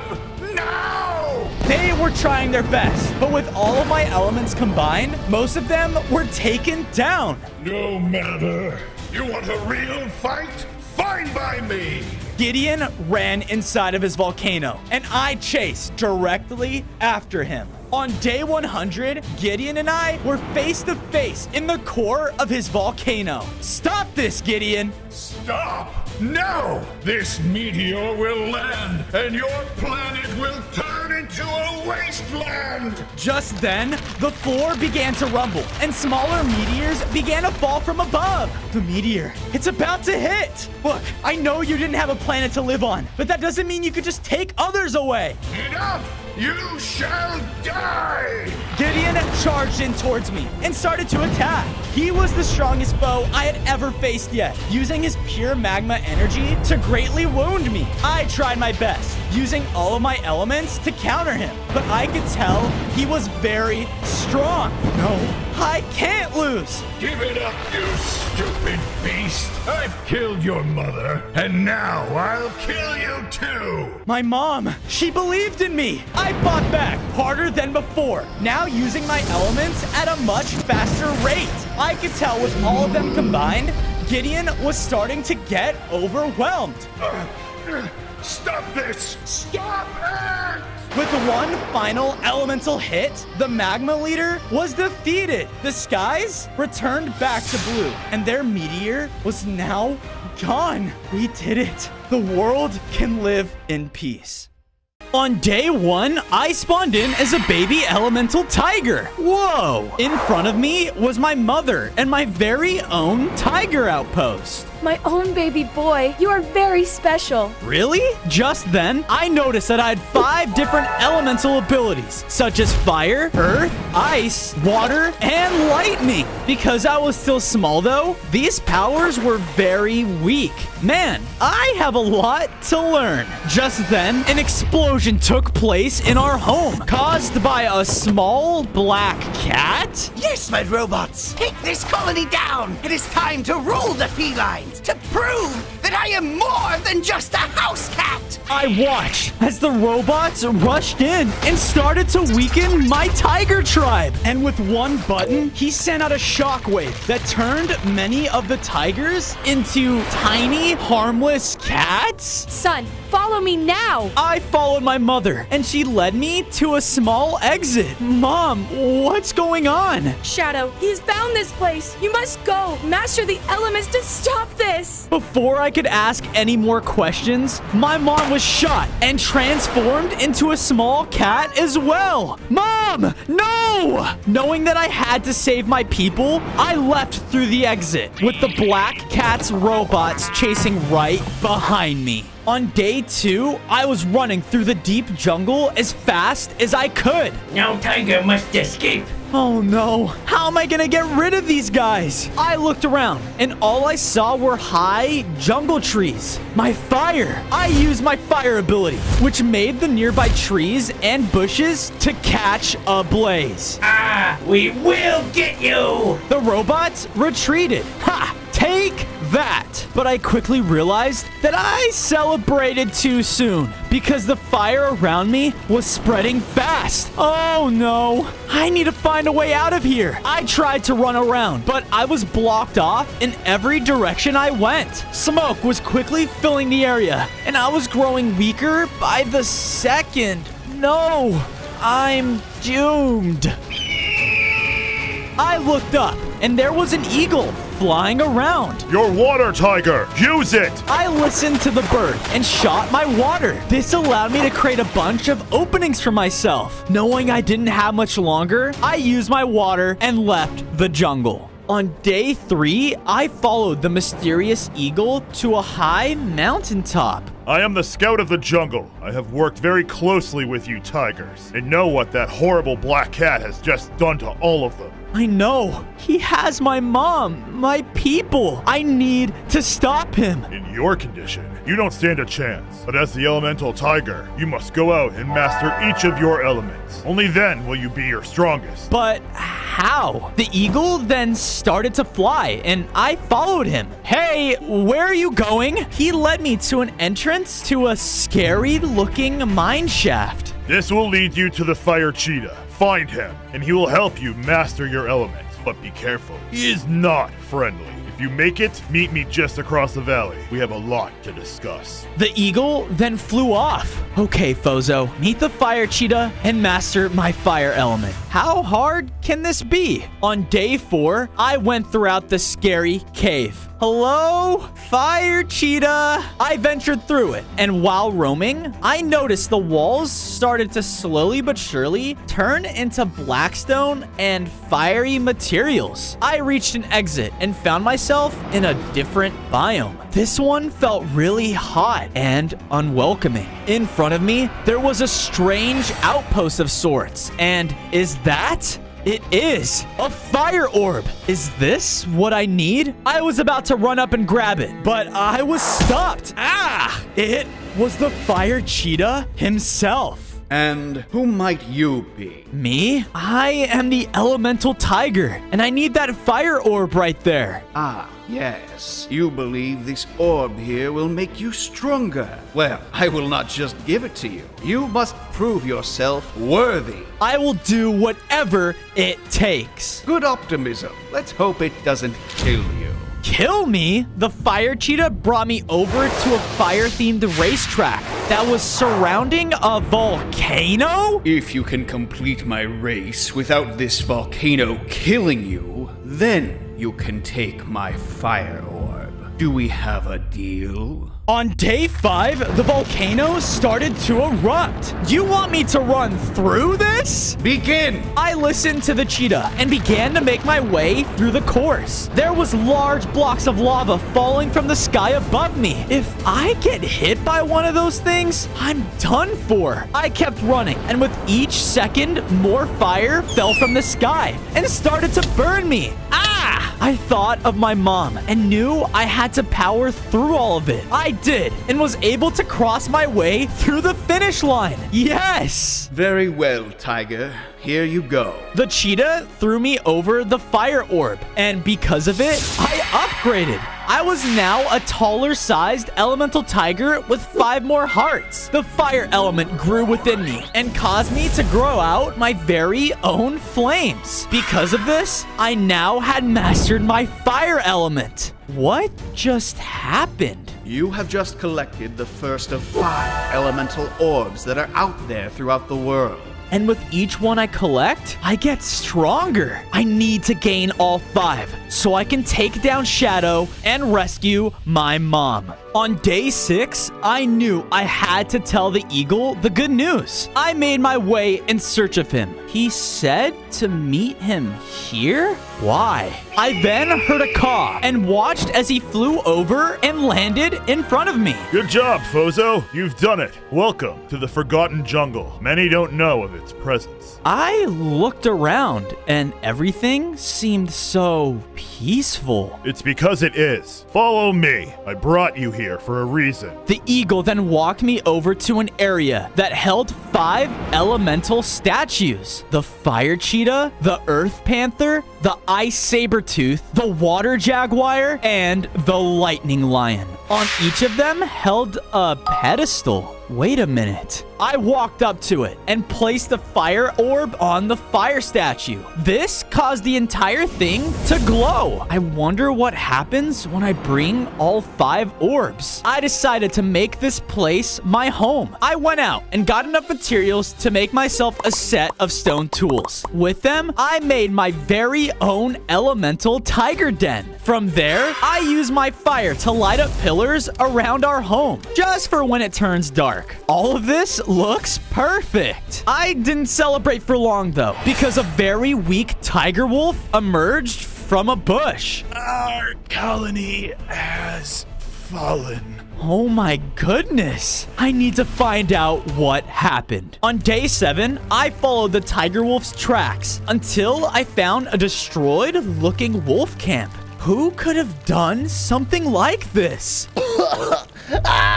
Oh my, are you okay? Those mechs, they came by and destroyed everything. We know about information on where the Panthers live, but none of us budged. Wait, the Earth Panther. Look, I'm trying to stop these guys. If you can take me to these Panthers, it could help me out a lot. I'd love to, but I'm too weak to show you where it is. I gotta heal first. How can I do that? The fruit of life. It's a healing fruit. Find the elder tree and bring me one. Then I can show you where they live.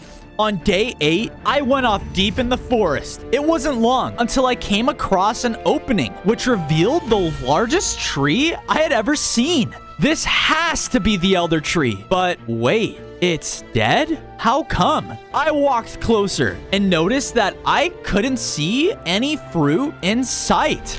Bark tastes amazing! Who said that? I followed the noise deep underground until I was met with a cave full of ants. At the end of the room lied all of the ancient fruit, but I also noticed that all of these ants were eating away the tree's roots. That's what's killing it. Intruder! You don't look like an ant to me, pal. Listen, what you're doing to this tree, it's wrong. You need to stop. Stop? No way! This is our 5-star buffet. I quickly noticed that 2 more ants were right behind me, blocking the exit. And the trespasser must pay the price! Oh no! The ants then all began to attack. Ah! Alone, they didn't hurt, but in numbers, different story. Thanks to my new fire upgrades though, they didn't stand a chance. It wasn't long until I took down most of them, which caused a giant ant to drop down in front of me. You hurt my people, you will pay the price. On days 9 to 10, the large ant king rushed in. Ah! He would shoot out attacks that allowed him to shoot out dirt blocks at me. Ah! Gross! Please, stop! Never! Fine! I used my upgraded fire abilities on the king, which hurt him a lot. He kept shooting and shooting though. But But with one more fire blast, he was down for the count. Yeah, fire is a little stronger than dirt. I walked over to the fruits and picked one up. Okay, let's hope this works. I traveled all the way back to the tiger wolf camp, and the wolf was waiting in one of the tents. Okay, here you go. Oh, whoa. I feel so much better. Thank you. Now, let me introduce you to the Panthers.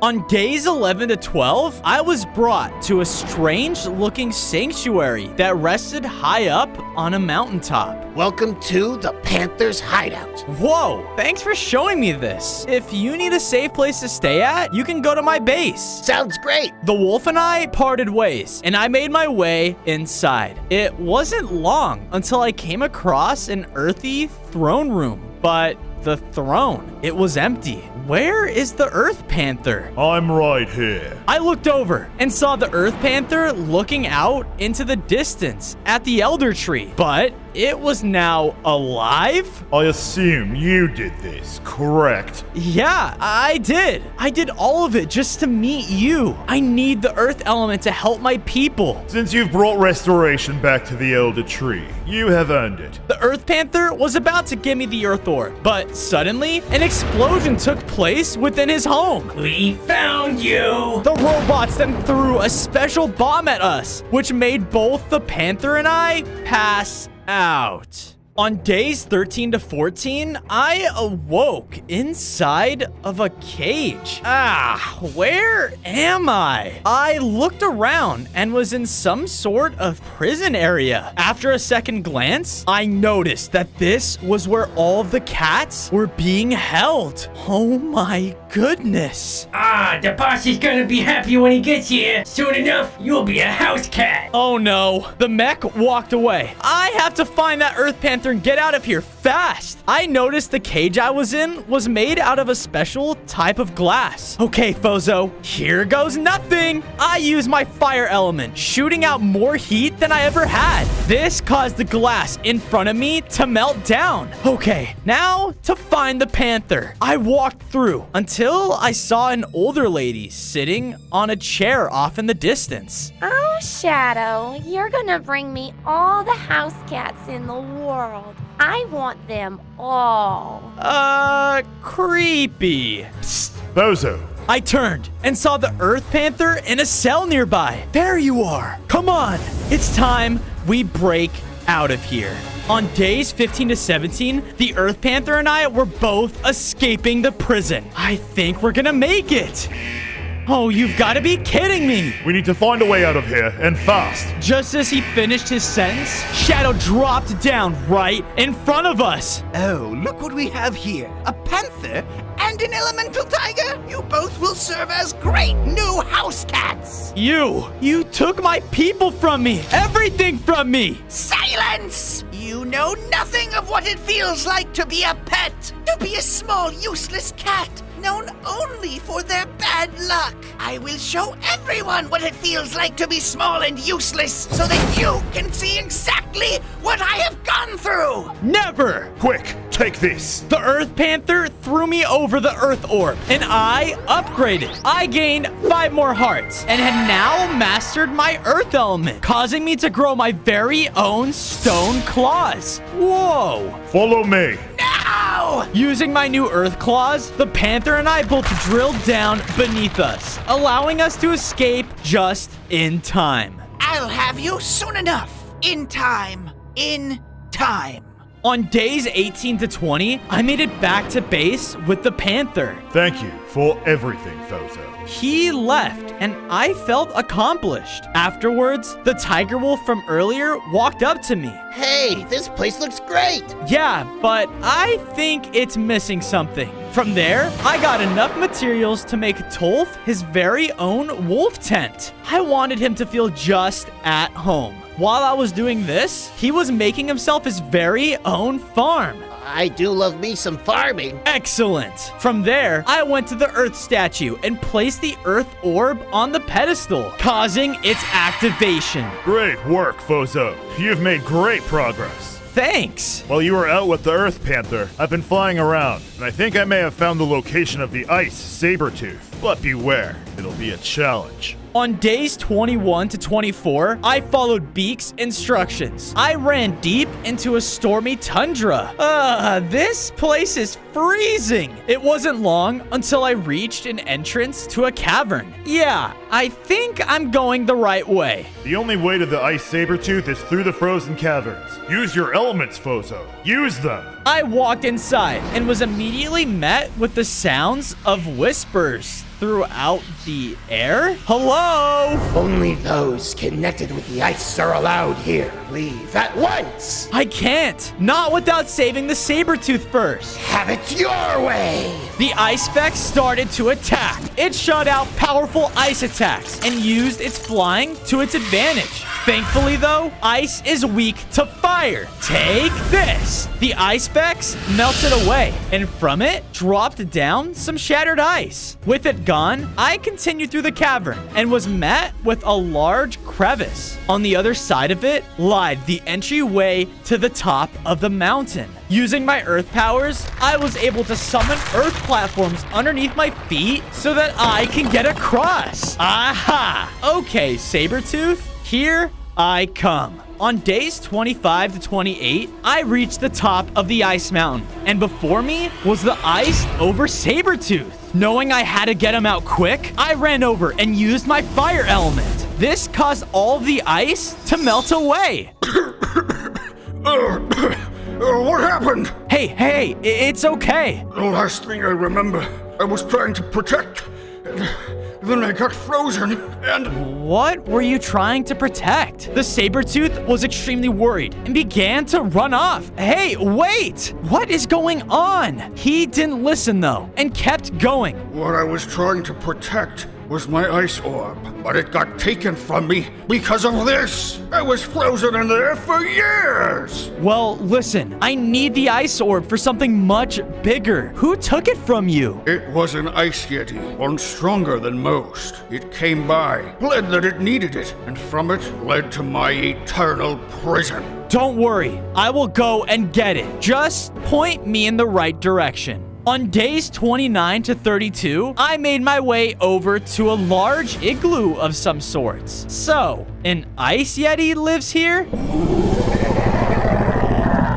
Yep, I did the best I could, making sure not to be heard or spotted. It didn't take long for me to see the ice orb off on a countertop. There it is. Nice, Ice Yeti.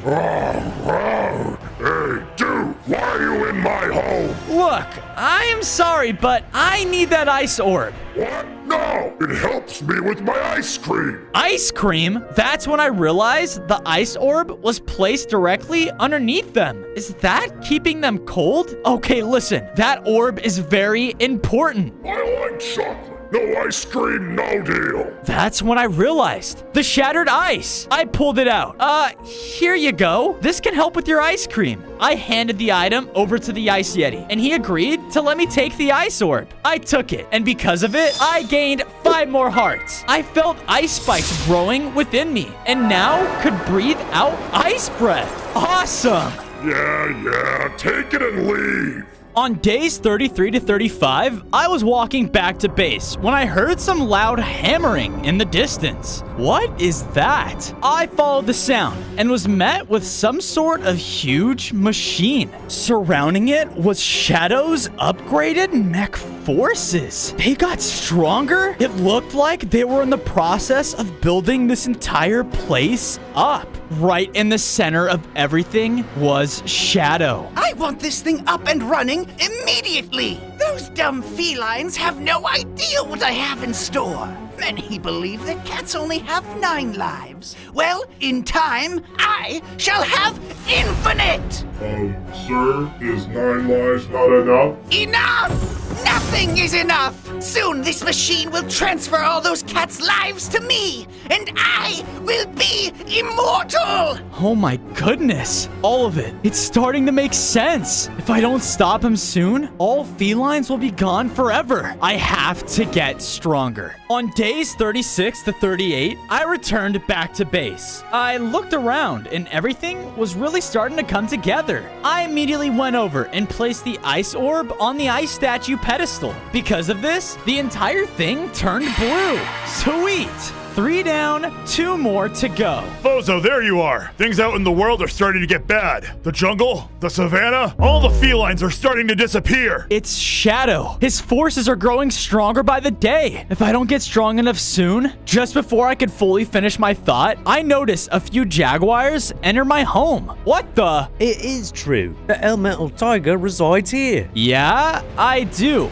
And what can I do for you? Our home, it's dying. For some reason, all of our water drained out. None of us can drink anything. Our people are extremely weak. That's strange. Don't worry, guys. I'm gonna help out. On days 39 to 41, I follow the jaguars to their leader, Jomi, the water jaguar. It wasn't long until we reached their main outpost. And from the looks of things, everything was dying? What happened? Now, Clue, follow me. I was then brought over to a main throne room, and sitting in the center was the water jaguar himself. Bozo, we've heard all about you. The final defense for us felines. I guess word has been spread, huh? Look around. Our home, our empire, it is dying. And because of it, we're growing weaker and weaker. Jomi brought me over outside and pointed to the river. It was fully drained out. As the water jaguar, without water, I cannot successfully supply my people with the resources they need if something doesn't change soon. I looked out at all the surrounding jaguars, and all of them didn't look so great. I understand. Don't worry. I won't let anything happen to you guys. I know, my dear boy, which is why I shall grant you the water orb if you successfully bring us the water we so much desire. On days 42 to 46, I went off following the drained out river. What could be causing this?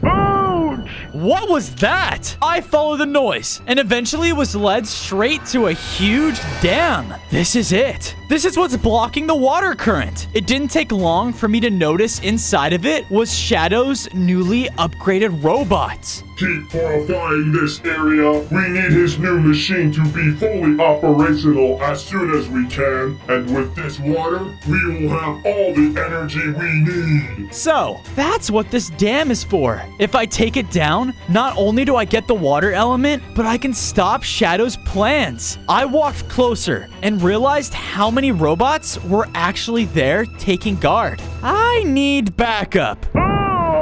What the? Another explosion? Oh, I better go check it out. On days 47 to 50, I followed the noises until I found myself in a neighboring jungle. Wait, a creeper? Hey, who you calling a creeper? I'm a deeper.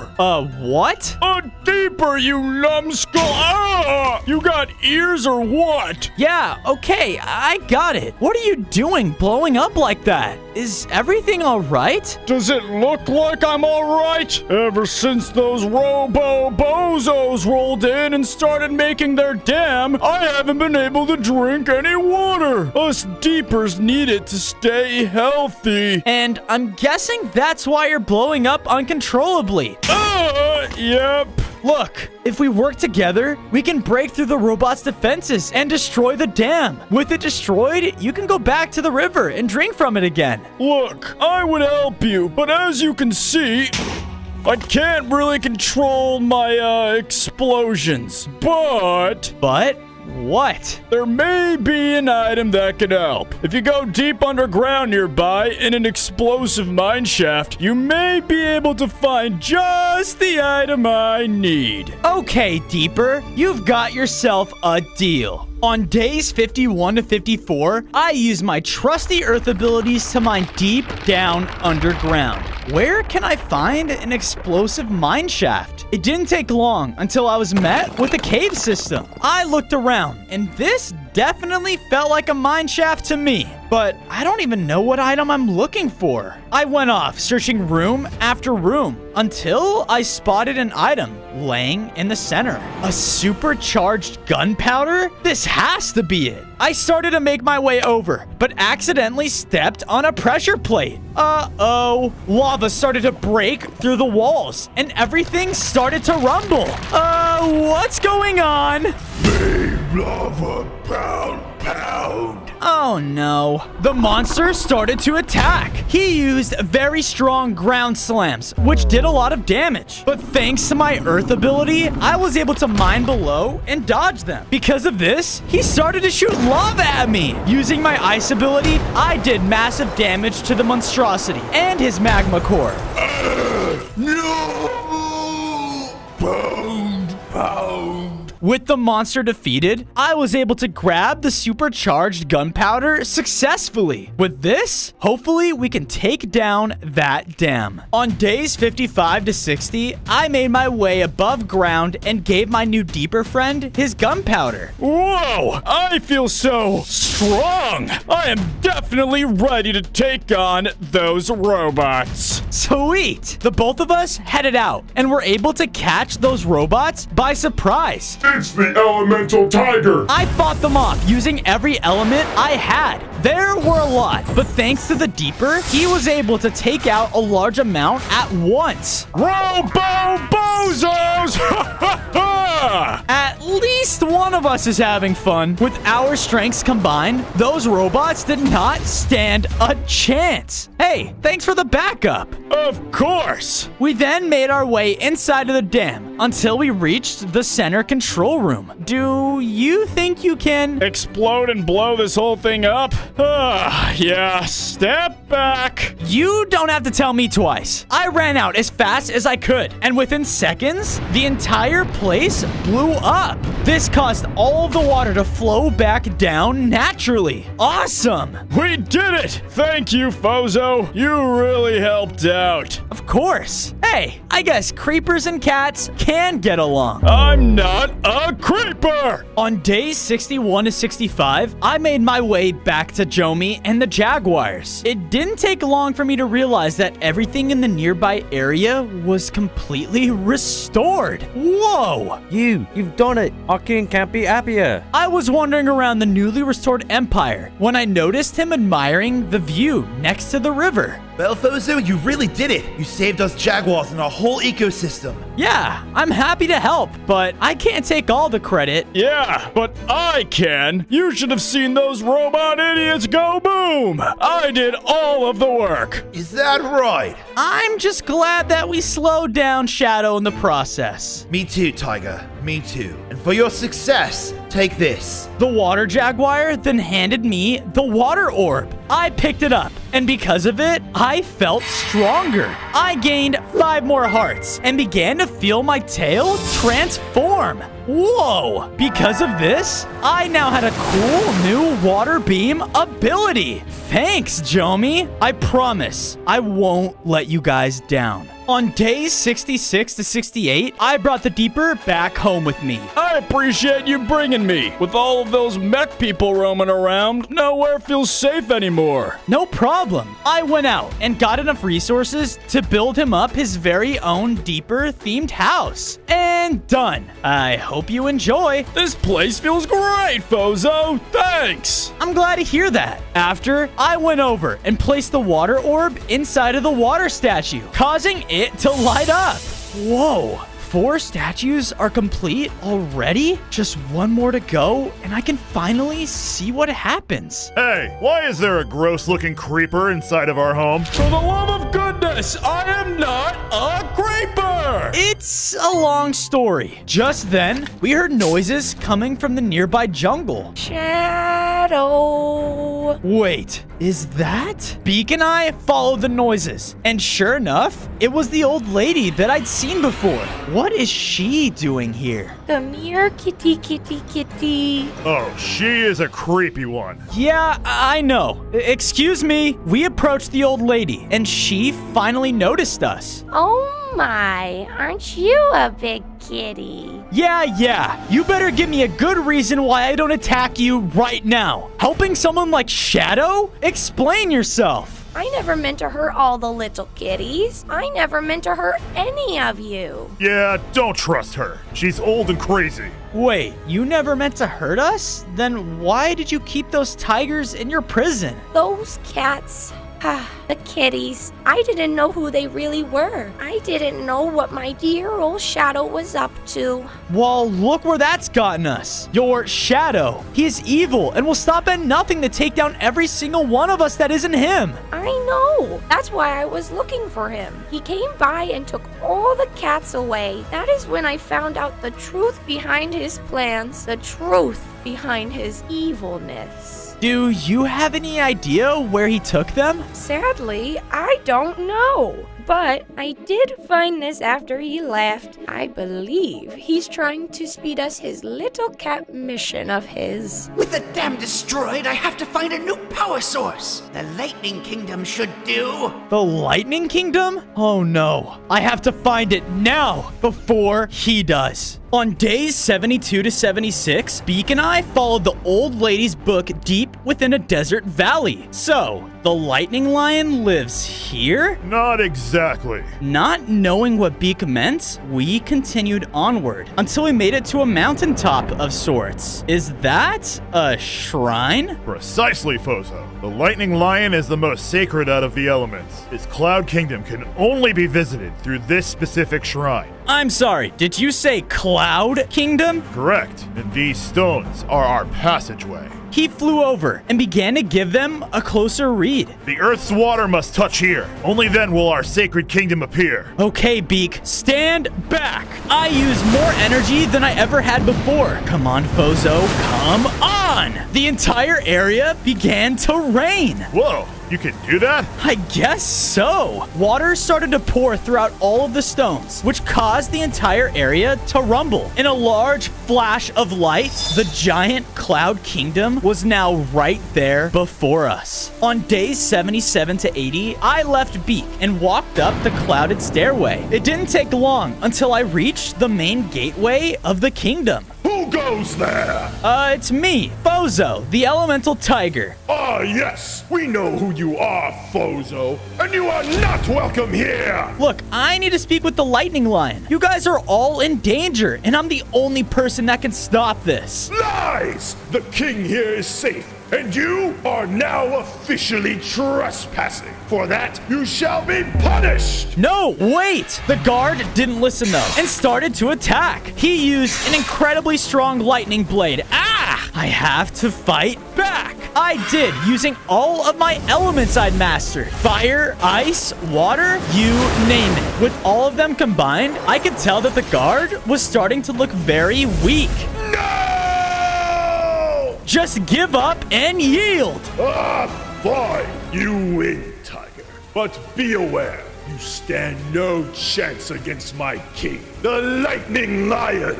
I guess I'll have to take on those odds. I walked past the guard and roamed through the Lion's Sky Empire until I made it inside of the main lightning room. Sitting up high on a throne was the Lightning Lion himself. You!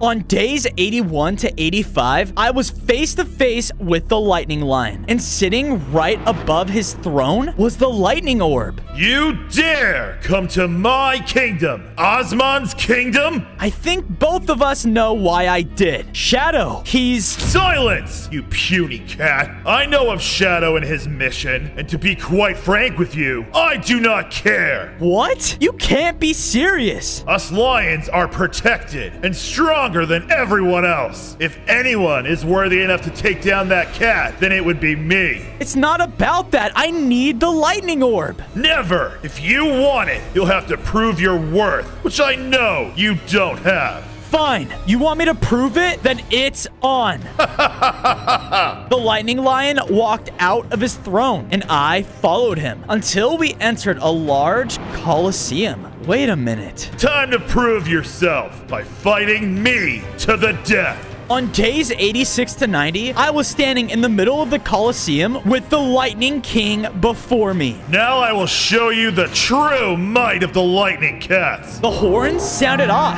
Osmond started to hit me with bolts of searing hot lightning energy.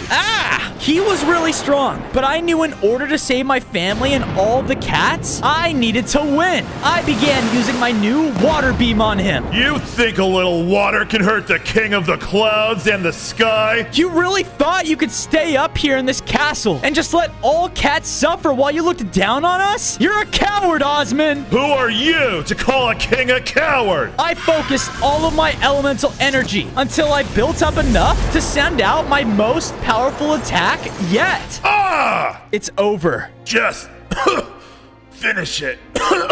No, Osmond, I won't. This duel is useless. We're in this war together, not apart. I am sorry, young one. I have let my power blind me to the realities below my castle. Here, take this. The king handed me the lightning orb. Because of this, I gained 5 more hearts and felt lightning surge throughout my body. I grew larger and my eyes transformed into lightning bolts. I did it. I mastered my lightning element. On days 91 to 94, I made it back home with the last and final elemental orb. I did it. I noticed all 4 statues that were lit up. Time to find out what the final one does. I walked over and placed the lightning orb on the statue, causing everything to light up. Because of this, a large elemental beam shot up straight from my base. Whoa, what is happening? I started to float, and from it, I fully upgraded. I gained 10 more hearts, grew in size, and now had an elemental staff. I shot it out, which sent out full elemental beams at will. Whoa, Fozo, you've done it. You are now the full elemental tiger. Talk about strong. Thank you, guys. I mean, for everything. Without you, I don't think I could have done this. Any of it. Just then, a large rumble began to fill the area, followed by a siren. Oh no, Shadow's machine. Well, it's not over yet. You'll have to stop Shadow. If you don't right now, you will never die, Fozo. I know. Come on, guys. Let's take him down together. On days 95 to 99, I followed the sounds of the machine with my friends until we reached a clearing. Oh no. Shadow's machine? It's fully operational and guarded by countless robots. I looked over and saw all of the cat tigers. I have to save them. I then noticed Shadow up high, watching over everything. Yes! Within minutes, these cats' lives will all soon be mine! Hurry! We have to stop him! Let's go! Together, all of us pushed into battle. I used every element that I could, taking out groups of robots at once. Tolf used his wolf-biting attacks to help him out as well. And Beak shot down heavy attacks from above. All together, we were really weakening the forces. Fozo, the cats! You're right. I ran over and broke all of the cats out of their cages. Fozo? Mom!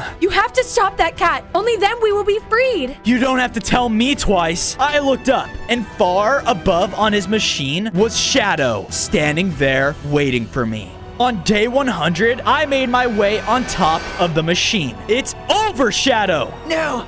No! It can't be! All my life I've had nothing! Nothing! I won't let someone like you take it from me! Wait! Shadow didn't listen though, and rushed in to attack. I fought back, using all of my elements against him. With his large machine by his side though, he was extremely tough. Every punch he dealt took so many hearts away from me. Please, listen. You don't have to do this. You know nothing. I can help you. You can be more without hurting everyone. Shut up. Just then, Shadow hit me much harder than before, and I felt weaker than ever. You don't know what it's like to be nothing but bad luck. To be nothing at all. All my life. That is what I was faced with. I can't go back. I can't. I will be a god among felines. And it starts with all of your deaths. No! I got up and fought harder than I ever had before. Punch after punch, element after element. I couldn't let Shadow win. I had to save the felines. No!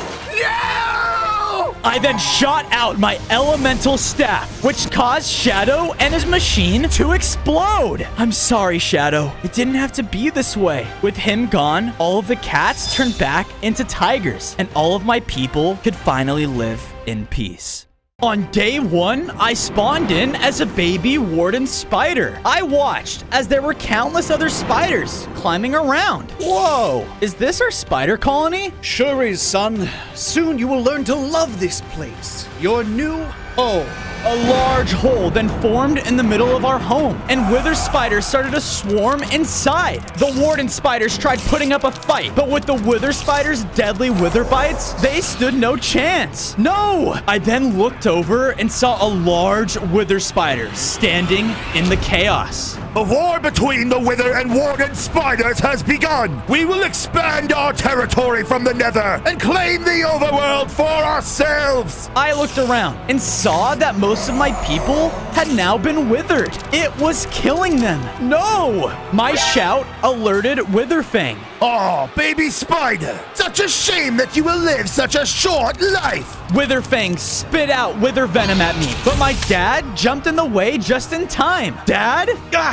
Bozo, run now! Being the only warden spider that wasn't withered, I knew I had to leave. Retrieve him now! On day 2, I was crawling as fast as my 8 legs could. The wither spiders were right behind me and were closing in fast. Get back here, warden spider! Oh no, how am I supposed to lose them? To make things worse, I ran into a dead end that only led straight up. I guess I have to learn how to climb. Because I was a spider, this came as second nature to me. Look at me go. I was climbing up the wall, still needing to lose the spiders, until I reached a clearing. Thinking quickly, I hid behind some stone blocks, while the withers kept searching up ahead. I think he went this way. Phew, that was close.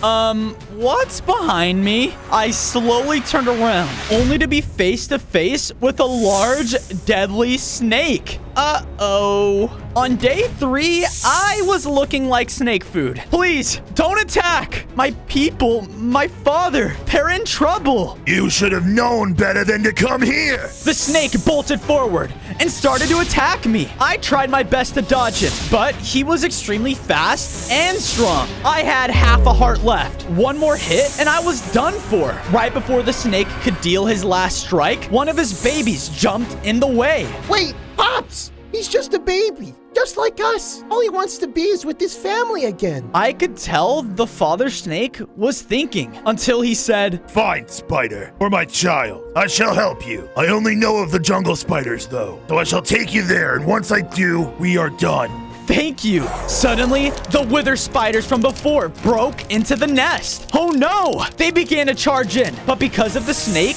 they stood no chance. With his fast movements and poisonous attacks, they were done for. Come quick. We must go before more show up.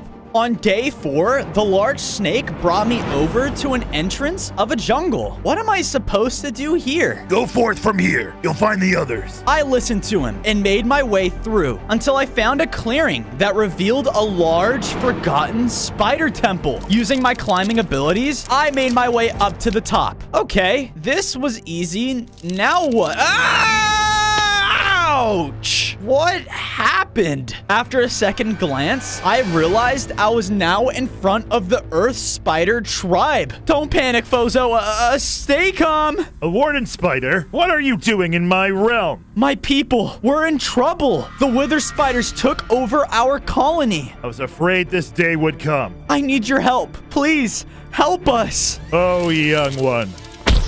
If you wish to access my help, you must prove yourself worthy. Worthy? What does that mean? The Earth King started to attack me. He had a powerful ground slam, which gave him the upper hand. Oh no, I can't lose to this guy. I have to try. I charged in and bit the king on the face as hard as I could, which sent him back. Bravo! Bravo! I then started to slowly lift in the air. What's happening? In a flash, I grew into an adult-sized warden spider. I gained 5 more hearts, and now can shoot webs like the rest of my people. I have given you my blessing. I just wanted to see if you had what it took to fight. All of a sudden, another warden spider entered, looking weaker than ever. Oh my goodness. Are you okay? The kingdom has fallen. He died because of his wither effect, and I knew I had to go and find my dad before he met the same destiny. On day 5, I ran back towards my ancient city home. I entered a cave in hopes to find it, but on the way, I heard the sound of Dad? Stay back! You shall die! I was about to charge in, but before I could reach them, the baby snake from before jumped in and started to help my father. Stay away from him! The snake had some guts, but I knew he needed some help. I ran in and started to fight the wither spider with him. Son? His attacks were strong, but since I was an adult now, he stood no chance. I used my webs and was able to get the wither spider stuck in place. Then bit him one last time and defeated him. What are you doing here? After you talked to my father about becoming stronger and helping your people, it inspired me. I've been following you ever since, until now. Huh. Well, if that's the case, it's good to have you on the team. My name's Fozo. And I'm Slither. Son, listen. You are the last chance in winning this war. Do you understand me? All other warden spiders have been withered. All but you. Yeah, Dad, but... No buts, son. I can see you've grown stronger, and it looks like you have found the first of the 5 spider elders. Elders? Yes. Each one you find will grant you a blessing that can give you incredible abilities like no other. If I find all of them, then I can be strong enough to win the war against the wither spiders. I then brought my dad and Slither with me, and together we found a large web tree deep in the forest. It's time to build. On day 6, Slither and I worked together on making ourselves a safe space to stay. If we were gonna survive against these wither spiders, we had to have somewhere to call our home. I used my spider climbing abilities and web swinging to my advantage, which allowed me to collect webbing from the top of the tree. As a spider, I could walk on top of webs. So I made a nice web bridge across the nearby ocean so we could travel throughout the world easier. I promise, Dad, I will do what I can to make you better. Thank you, son. You must now go and find the next spider elder, King Octua. Where can I find him? He is a good person. He resides far off on the shoreline, on an island called Spider Isles. Find him, then you will grow stronger.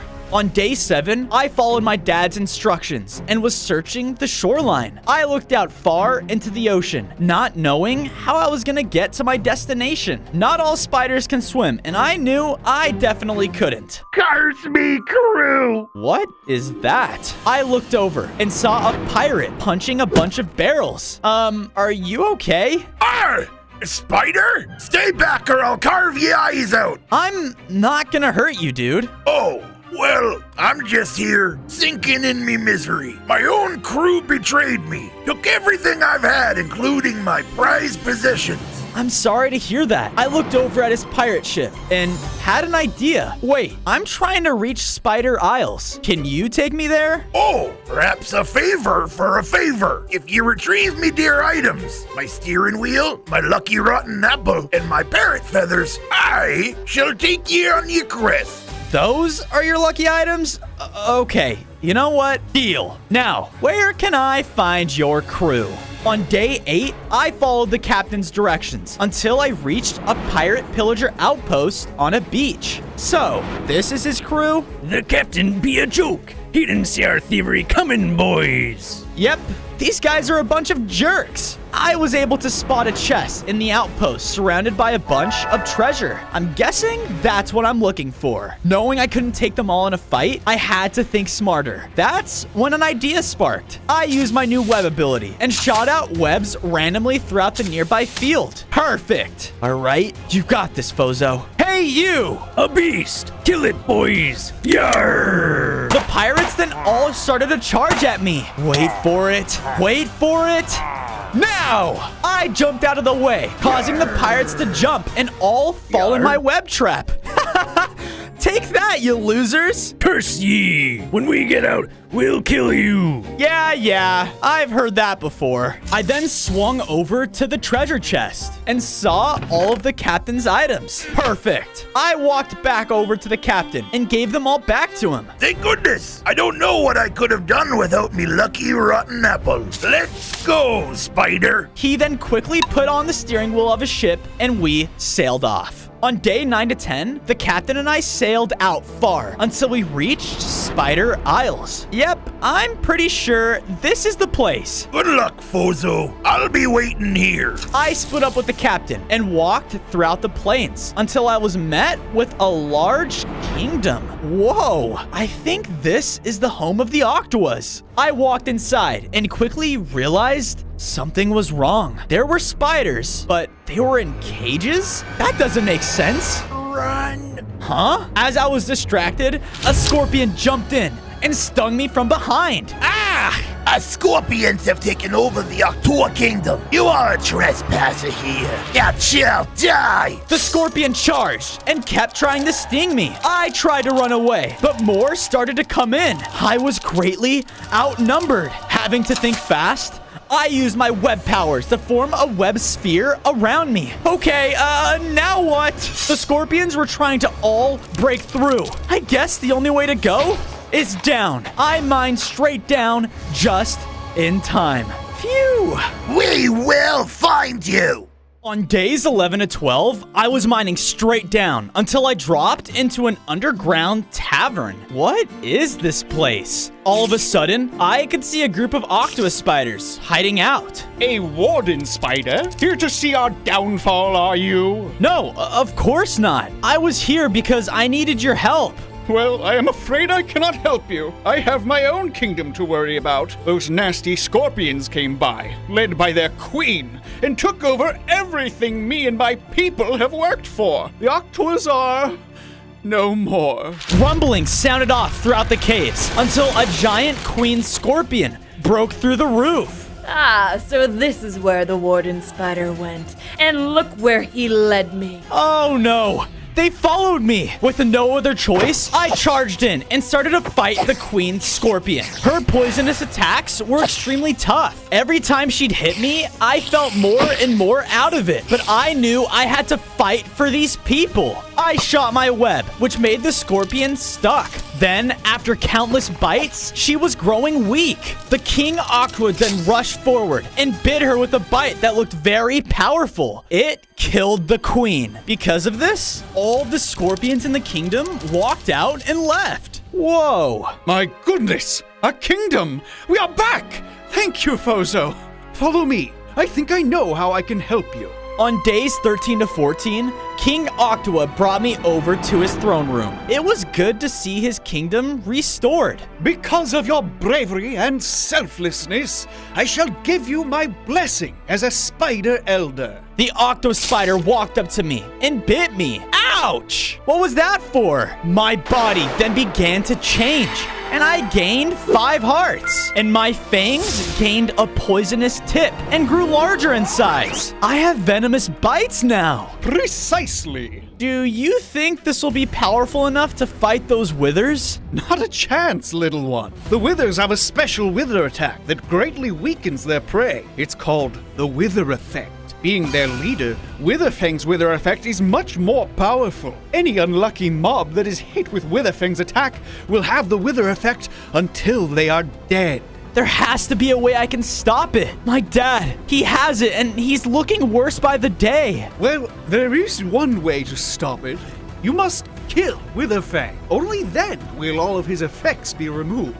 Thank you, King Octua. Go out to my nearest tree farm. There you will find a fruit. With it, hopefully you can slow down the effects that your father is experiencing. But hurry fast, Warden Spider. You don't have much time. On days 15 to 16, I listened to the king and reached his nearest tree farm. I then looked forward and noticed the crystal fruit that the king was talking about. I thought I was gonna take it with ease, but I noticed that Captain Silverhook took it for himself. Hey, that's mine! It looks like it's mine, laddie. I'm a pirate. What did you expect? Out of frustration, I attacked the captain. We both started to fight each other. He pulled out a strong sword that did lots of damage to me. Knowing I started this fight out of pure rage, I decided to calm down. Enough! What can I do to get that fruit from you? Well, Spider, me crew left me, so I don't really have anything to lose at this point. Well, what if I gave you something? A home. A place where you can meet new people and maybe even a new crew. The pirate was thinking, and I could tell he liked the idea. He threw me over the fruit, and together we headed back to the ship to sail back home. On days 17 to 18, I made it back home with the captain. I quickly crawled in and found my dad lying in his bed. Son. Here, Dad, quick. Eat this. My dad did as followed. I will check on you in a bit, okay? I then went out and started to make Captain Silverhook his very own house. Since he was a pirate, I knew I had to make it ship-themed. With it, I made a nice web bridge that connected it to land. Yar! This looks great, laddie. Thank you, me boy. In return, take this. The captain threw me over some of his iron. It's only like 5% of the treasure I found, but it's something. Thanks! With it, I crafted myself a set of iron tools. Fozo, I'm feeling quite better now. Dad, you're walking. Seems like the fruit helped a lot. I was meaning to tell you, but while you've been gone, I've heard a lot of explosions going on nearby. It's been worrying me. Explosions? Where exactly have you been hearing them from? On days 19 to 20, my dad brought me over to a clearing. Down below, we could see a large nether ravine torn throughout the floor. Oh my goodness! I watched as wither spiders climbed out of it and started making their way into the overworld. It seems as if Witherfang's forces are growing stronger by the day. Speak of the devil. Across the wide canyon was Witherfang talking to someone. How did you lose the Nomadics again? How hard can it be to find a mushroom spider? Sir, Do you not understand? We will get rid of all other spider species. That's our mission. Go out and find them now! Mushroom spiders? That has to be where the next spider elder is. I watched as Witherfang went back down into the nether, and his general went off in search of the next elder. If I follow that general, then I'm one step closer to my next blessing. On days 21 to 23, I was out following the general. He was really fast because I think I lost him. No, come on, where could he have gone? I kept walking up the path and quickly found a mushroom biome. Well, I think this is the place. Wait a minute. Why is everything destroyed? Did the general do this? I then heard a yell from inside and went to investigate. A mushroom spider! I demand to be let out at once! Hey, you! What happened here? Wait! It's a trap! What? Just then, the general landed right next to me. I knew you were following me, you insect. I shall capture you too. The general charged in and started to attack. With my new poison bite, I was definitely hurting him, but he was able to turn the nearby grass into wither blocks, and they did a lot of damage to me. Ah! I was low on hearts and knew if I kept fighting, I was done for. Ah! That's right, Spider. Surrender. You are coming with me.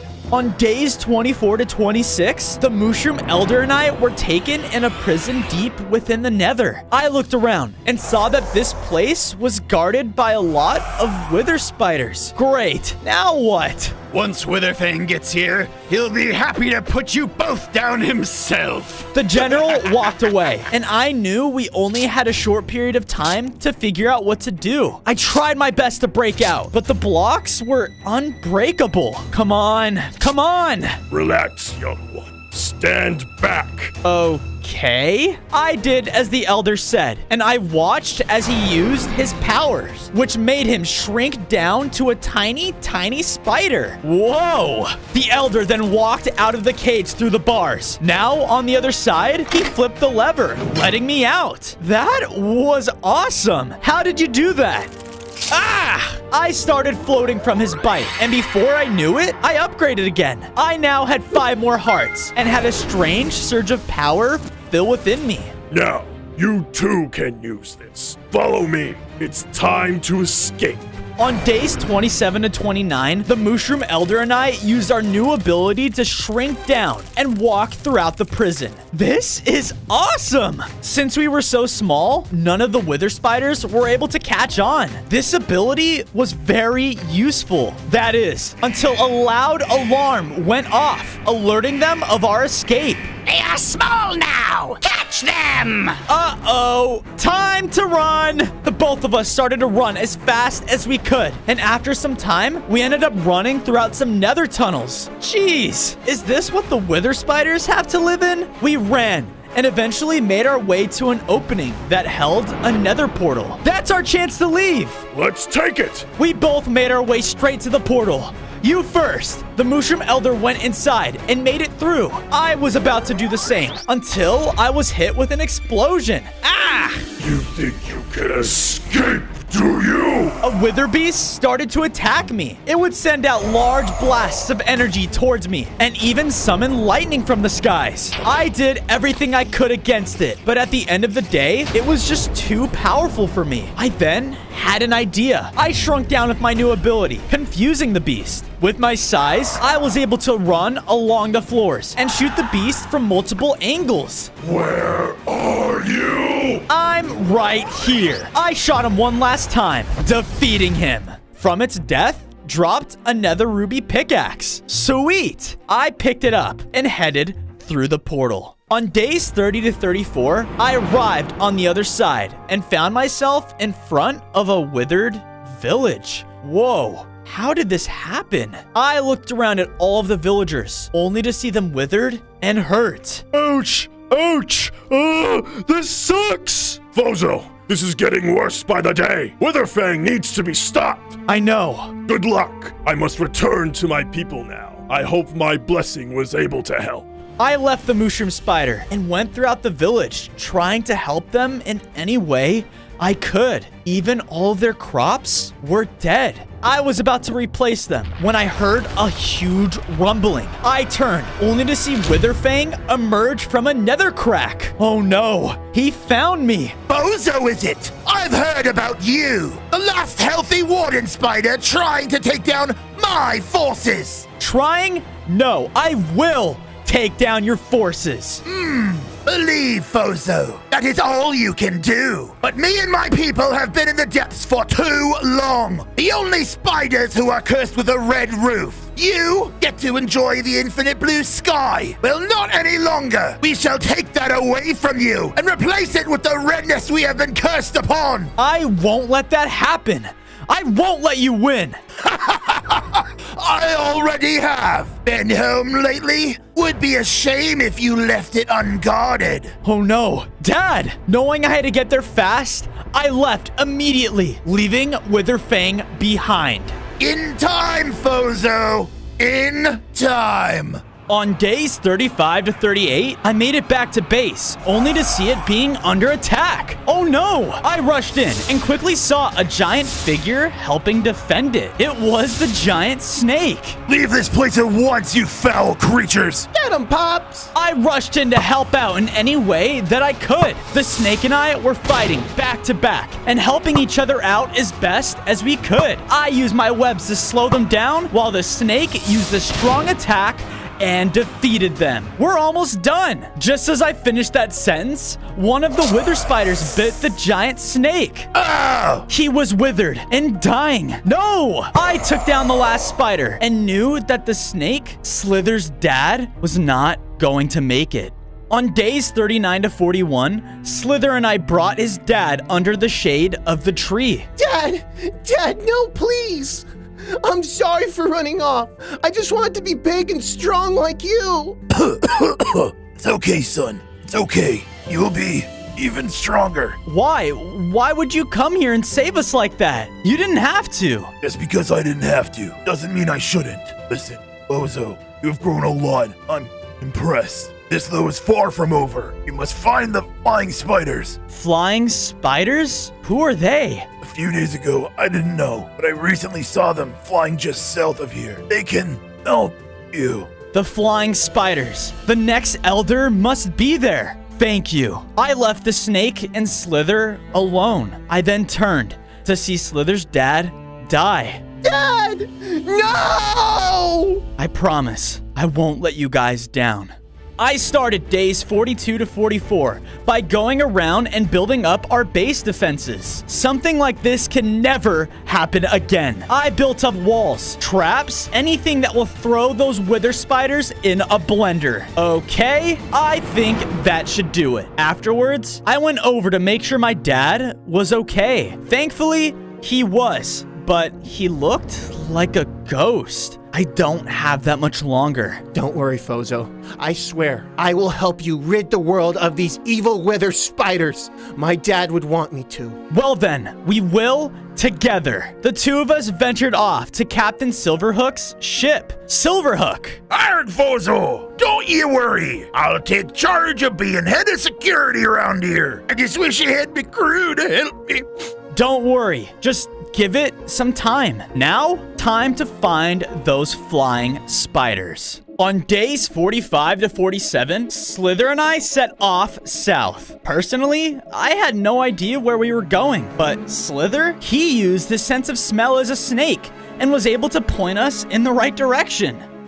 It's this way. I followed him until we started to find signs of cobwebs everywhere. Yep, we're getting closer. This has to be where the flying spiders live. We then turned a corner and saw a spider hideout. What shocked me was that these weren't the flying spiders, but instead, these were my people, the warden spiders. It didn't take long for me to realize how weak each and every one of them looked. Oh my, you must be Fozo. Yes, I am. You all look so hurt. We are. Most of the group has already passed. Those left are on their way as well. Slither, these people, they need food and care. Can you help them back home? Of course I can. I'll just have to trust my instincts on where to find these flying spiders. The flying spiders, they live high off the ground, mainly on treetops. I know of a large one nearby. Maybe that's worth taking a look at? Yeah, you're right. Take them back, Slither. I'll go check out this treetop.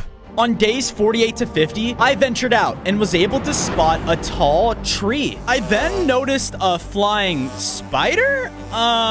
Okay. Since I didn't have the same power, I slowly but surely made my way to the top of the tree. Once there, I was met with a main courtyard area. Wait a minute. You guys are spiders? Why do you look like... Don't say it! Don't say the B word! We are spiders, and our legs are just smaller than the rest.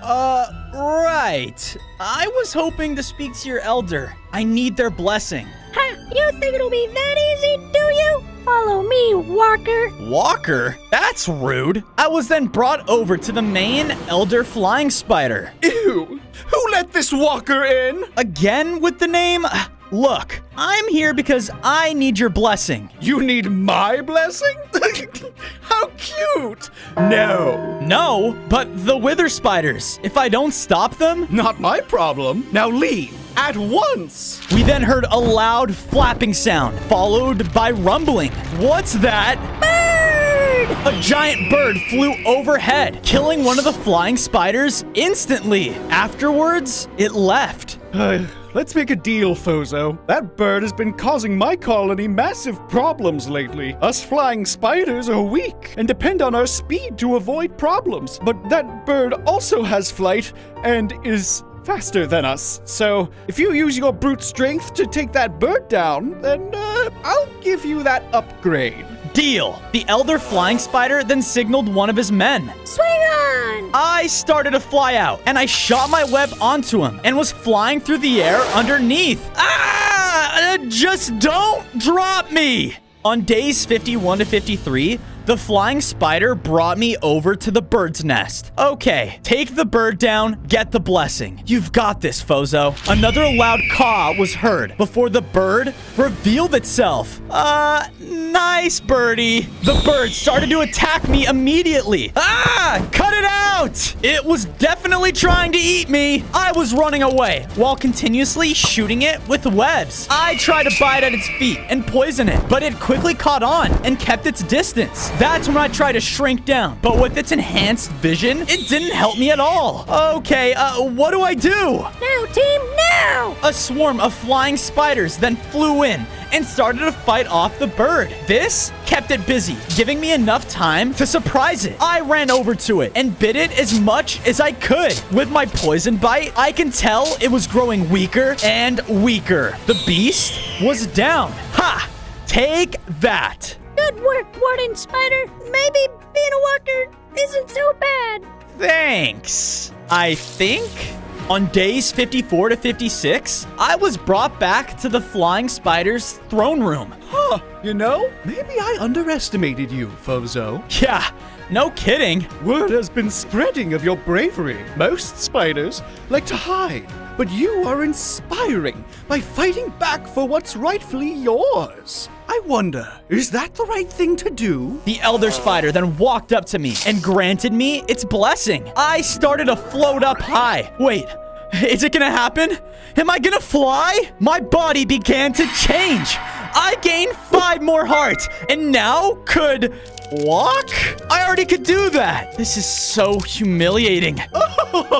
You really thought we would let you fly? Get real, Spider. That's for us only. But check again. Your new ability is quite deadly, if you ask me. After a second glance, I realized I now had a poison sonic boom. Whoa! I shot it out, and the flying spider elder was right. This thing was awesome. Good luck, Fozo. And do us a favor. Save our blue skies. On days 57 to 59, I was making my way back to base when I heard the sounds of monkeys. They were coming from a nearby fortress. Hey, leave us and our bananas alone, you lunatics! I followed the sounds and quickly saw a group of monkeys being attacked by withered pillagers. Must expand nether. I don't even know what that means! Hey, stay away from them. The withered pillagers turned their attention onto me and started to attack. I then felt a surge of power within me and unleashed my full poison sonic boom on them. The attack was so strong that in one hit, the poison completely took them out. Awesome. Whoa, thanks for that, man. You aren't gonna, plant spider eggs in our head, are ya? What? No, of course not. Oh, thank goodness. Those morons came by and ruined our home. We've never felt more insecure in our lives. Well, why don't you come with me? I know of a new place that would suit you guys perfectly. On days 60 to 65, I returned back home with the monkeys. I looked around the web tree and saw that the warden spiders all got there safe. With Slither's help, I built the monkeys up some nice homes to stay in and connected the area with webbing for my fellow spiders. I know it's not the jungle, but I hope you still like it. Yeah, it's great and all. We just miss our leader. The wither pillagers, they killed him, and now we don't know what to do. Arrgh! Curse this large ship! I looked over and spotted Captain Silverhook complaining to himself. If I had a crew, this would be so much easier. Wait a minute. Guys, follow me. I brought the monkeys over to the captain. About a crew. How about them? Wait a minute. You can't be serious. You think these monkeys can work under me? They're monkeys! Hey, you better watch it, pal! Take it or leave it, Captain. I left them by themselves so they can talk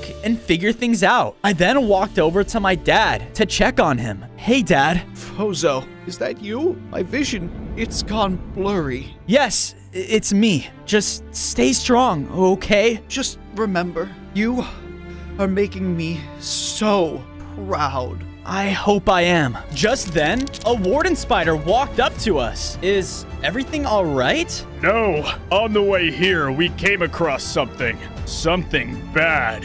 It looked like the weather spiders set up a large mining operation nearby. What are they mining towards? Thank you. It's worth a look. On days 66 to 70, I went out and was able to find a large nether stronghold. But in the overworld? Oh my goodness. Their mission, it's almost complete. That's right, men. Keep mining away. We need to get to that stronghold yesterday. I saw the General Wither commanding wither spiders to mine away below the ground. Stronghold? What stronghold are they mining to? Keep going. The end spiders aren't just going to appear here for us. End spiders? Wait, is that where the final elder is located? So they're trying to get to the end. The general then started to look up and suspect something was wrong. I can sense you. I know you're here, Warden Spider. Great. I walked out and was face to face with him. My, you've grown, haven't you? It doesn't matter. I'll kill you myself. Witherfang will be so proud of me. The general charged in and began his attack. Like before, he was extremely powerful. His ability to change the nearby environment was hurting me a lot. I shot my poison boom at him, but he was able to dodge them as well. We kept fighting. And at one point, it felt like it was never going to end. Thanks to my web shot ability, though, I was able to get him stuck and finish him off with the poison boom. Ha! Take that! I looked and noticed the wither spiders all ran off. I left for base. If the last spider elder is in the end, then I'm gonna need some help. On days 71 to 74, I arrived back at base. I walked over and saw Slither aiding my father. How's he doing? Fozo, he's not doing great at all. Well, I found out how we can stop all of this. And it's the end. Lower ye sails, laddies! What the? I walked over and saw the captain with his crew of monkeys? That's right, you scallywags! I ain't paying you to do nothing! Yo-ho! Yo-ho! We're pirates now, baby! They looked like they were working perfectly. Huh. Fozo! I heard you talk about the end. If the final Elder Spider is there, I can handle the transportation. Excellent. The captain then ran off. Good luck, Fozo. I'll take care of your dad. Just hurry. He doesn't have much longer. On days 75 to 77, I made my way back to their mining operation. On my way down, I was able to find the stronghold that they were making their way towards. I went slowly inside until I came across the end portal room. To my surprise, it was already fully activated. Oh no. Did they make it in time before me? I was about to jump in until I got pushed back by a Wither Guardian. Ouch! Come on! Only those bonded with the Wither shall go through. Okay, then bring it. The Guardian and I both fought valiantly. Its attacks were strong, but thanks to my shrinking ability, it was having a hard time countering me. With one powerful bite, I was able to poison it and knock it away. While stunned, I ran over to the end portal. Here goes nothing. I made it on the other side. Phew, that was close. Throw over the anchor, laddies. We got ourselves a new crew member. Captain? With this ship, me boy, we will find those last end spiders in no time. I looked over and saw the captain with a brand new end ship that was flying in the sky. Awesome! On days 78 to 80, the captain and I were flying throughout the end. Hey, man. With the monkey's help, of course. Yeah, that's right. We were soaring throughout the skies until we stopped at a large end island that had a kingdom. I think this be the place, laddie. I got off the ship and decided to go look around. The captain was right. All around the kingdom lied end spiders. Hey, you! I approached one, but as soon as I got to it, the spider teleported away? They can teleport? Hey! I then tried it again and again. Come on, guys. I just wanted to talk. Come back. Be careful what you wish for. I turned around, only to see a crowd of end spiders staring me down. Listen, I come in peace. That's for us to decide. One of the spiders then ran over to me and used his powers, teleporting us away. On days 81 to 85, I was teleported inside of a large end room. I think I'm gonna throw up. Ugh.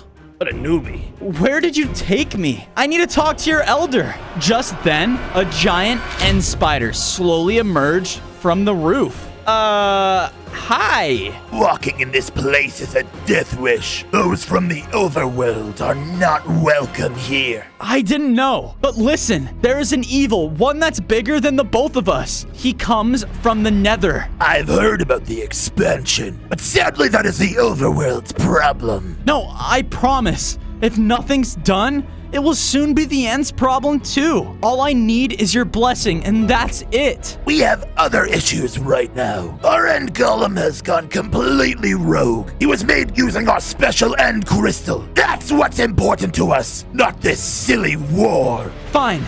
How about this? If I get the end crystal, then you can give me your blessing. You think you can take on our guardian golem? Ha! You overworlders are naive. Fine. Be my guest, Warden Spider. On days 86 to 90, I went out in search of this so-called guardian golem. I mean, come on, how powerful can a golem really be?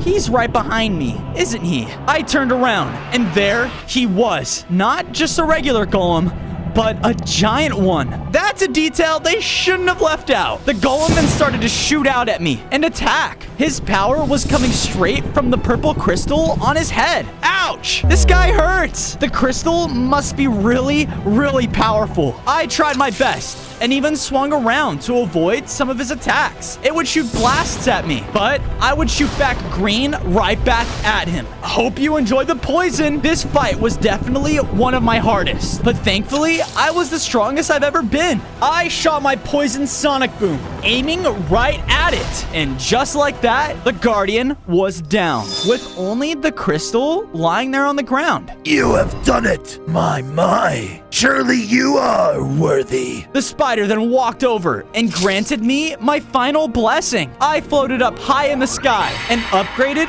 one last time. I gained 10 more hearts and noticed my poison sonic boom upgraded and was now explosive. I did it. I'm ready to take on Witherfang. On days 91 and 94, I returned back home with the captain and his monkeys. Fozo, there you are! Your dad, he wants to talk to you. I ran over, only to see him lying there, almost lifeless. Dad, listen, you have to hold on a little longer. I'm ready. I can finally defeat Witherfang. I can stop all of this. That's good, son. I'm just so proud of you. Thank you, Dad. Just hold in there and... Son, I'm not going to make it. What? No, you have to. We're almost there. Just hold on a little longer. I can feel it. I'm slipping. Fozo, it's up to you. Stop all of this. Do it. My power will be there with you. Dad! My dad then slowly looked over to me and bit me. This caused me to gain 5 hearts and grow a little in size. No, what are you doing? Dad! Be brave, son. I'll be right there, watching. He then passed away. No!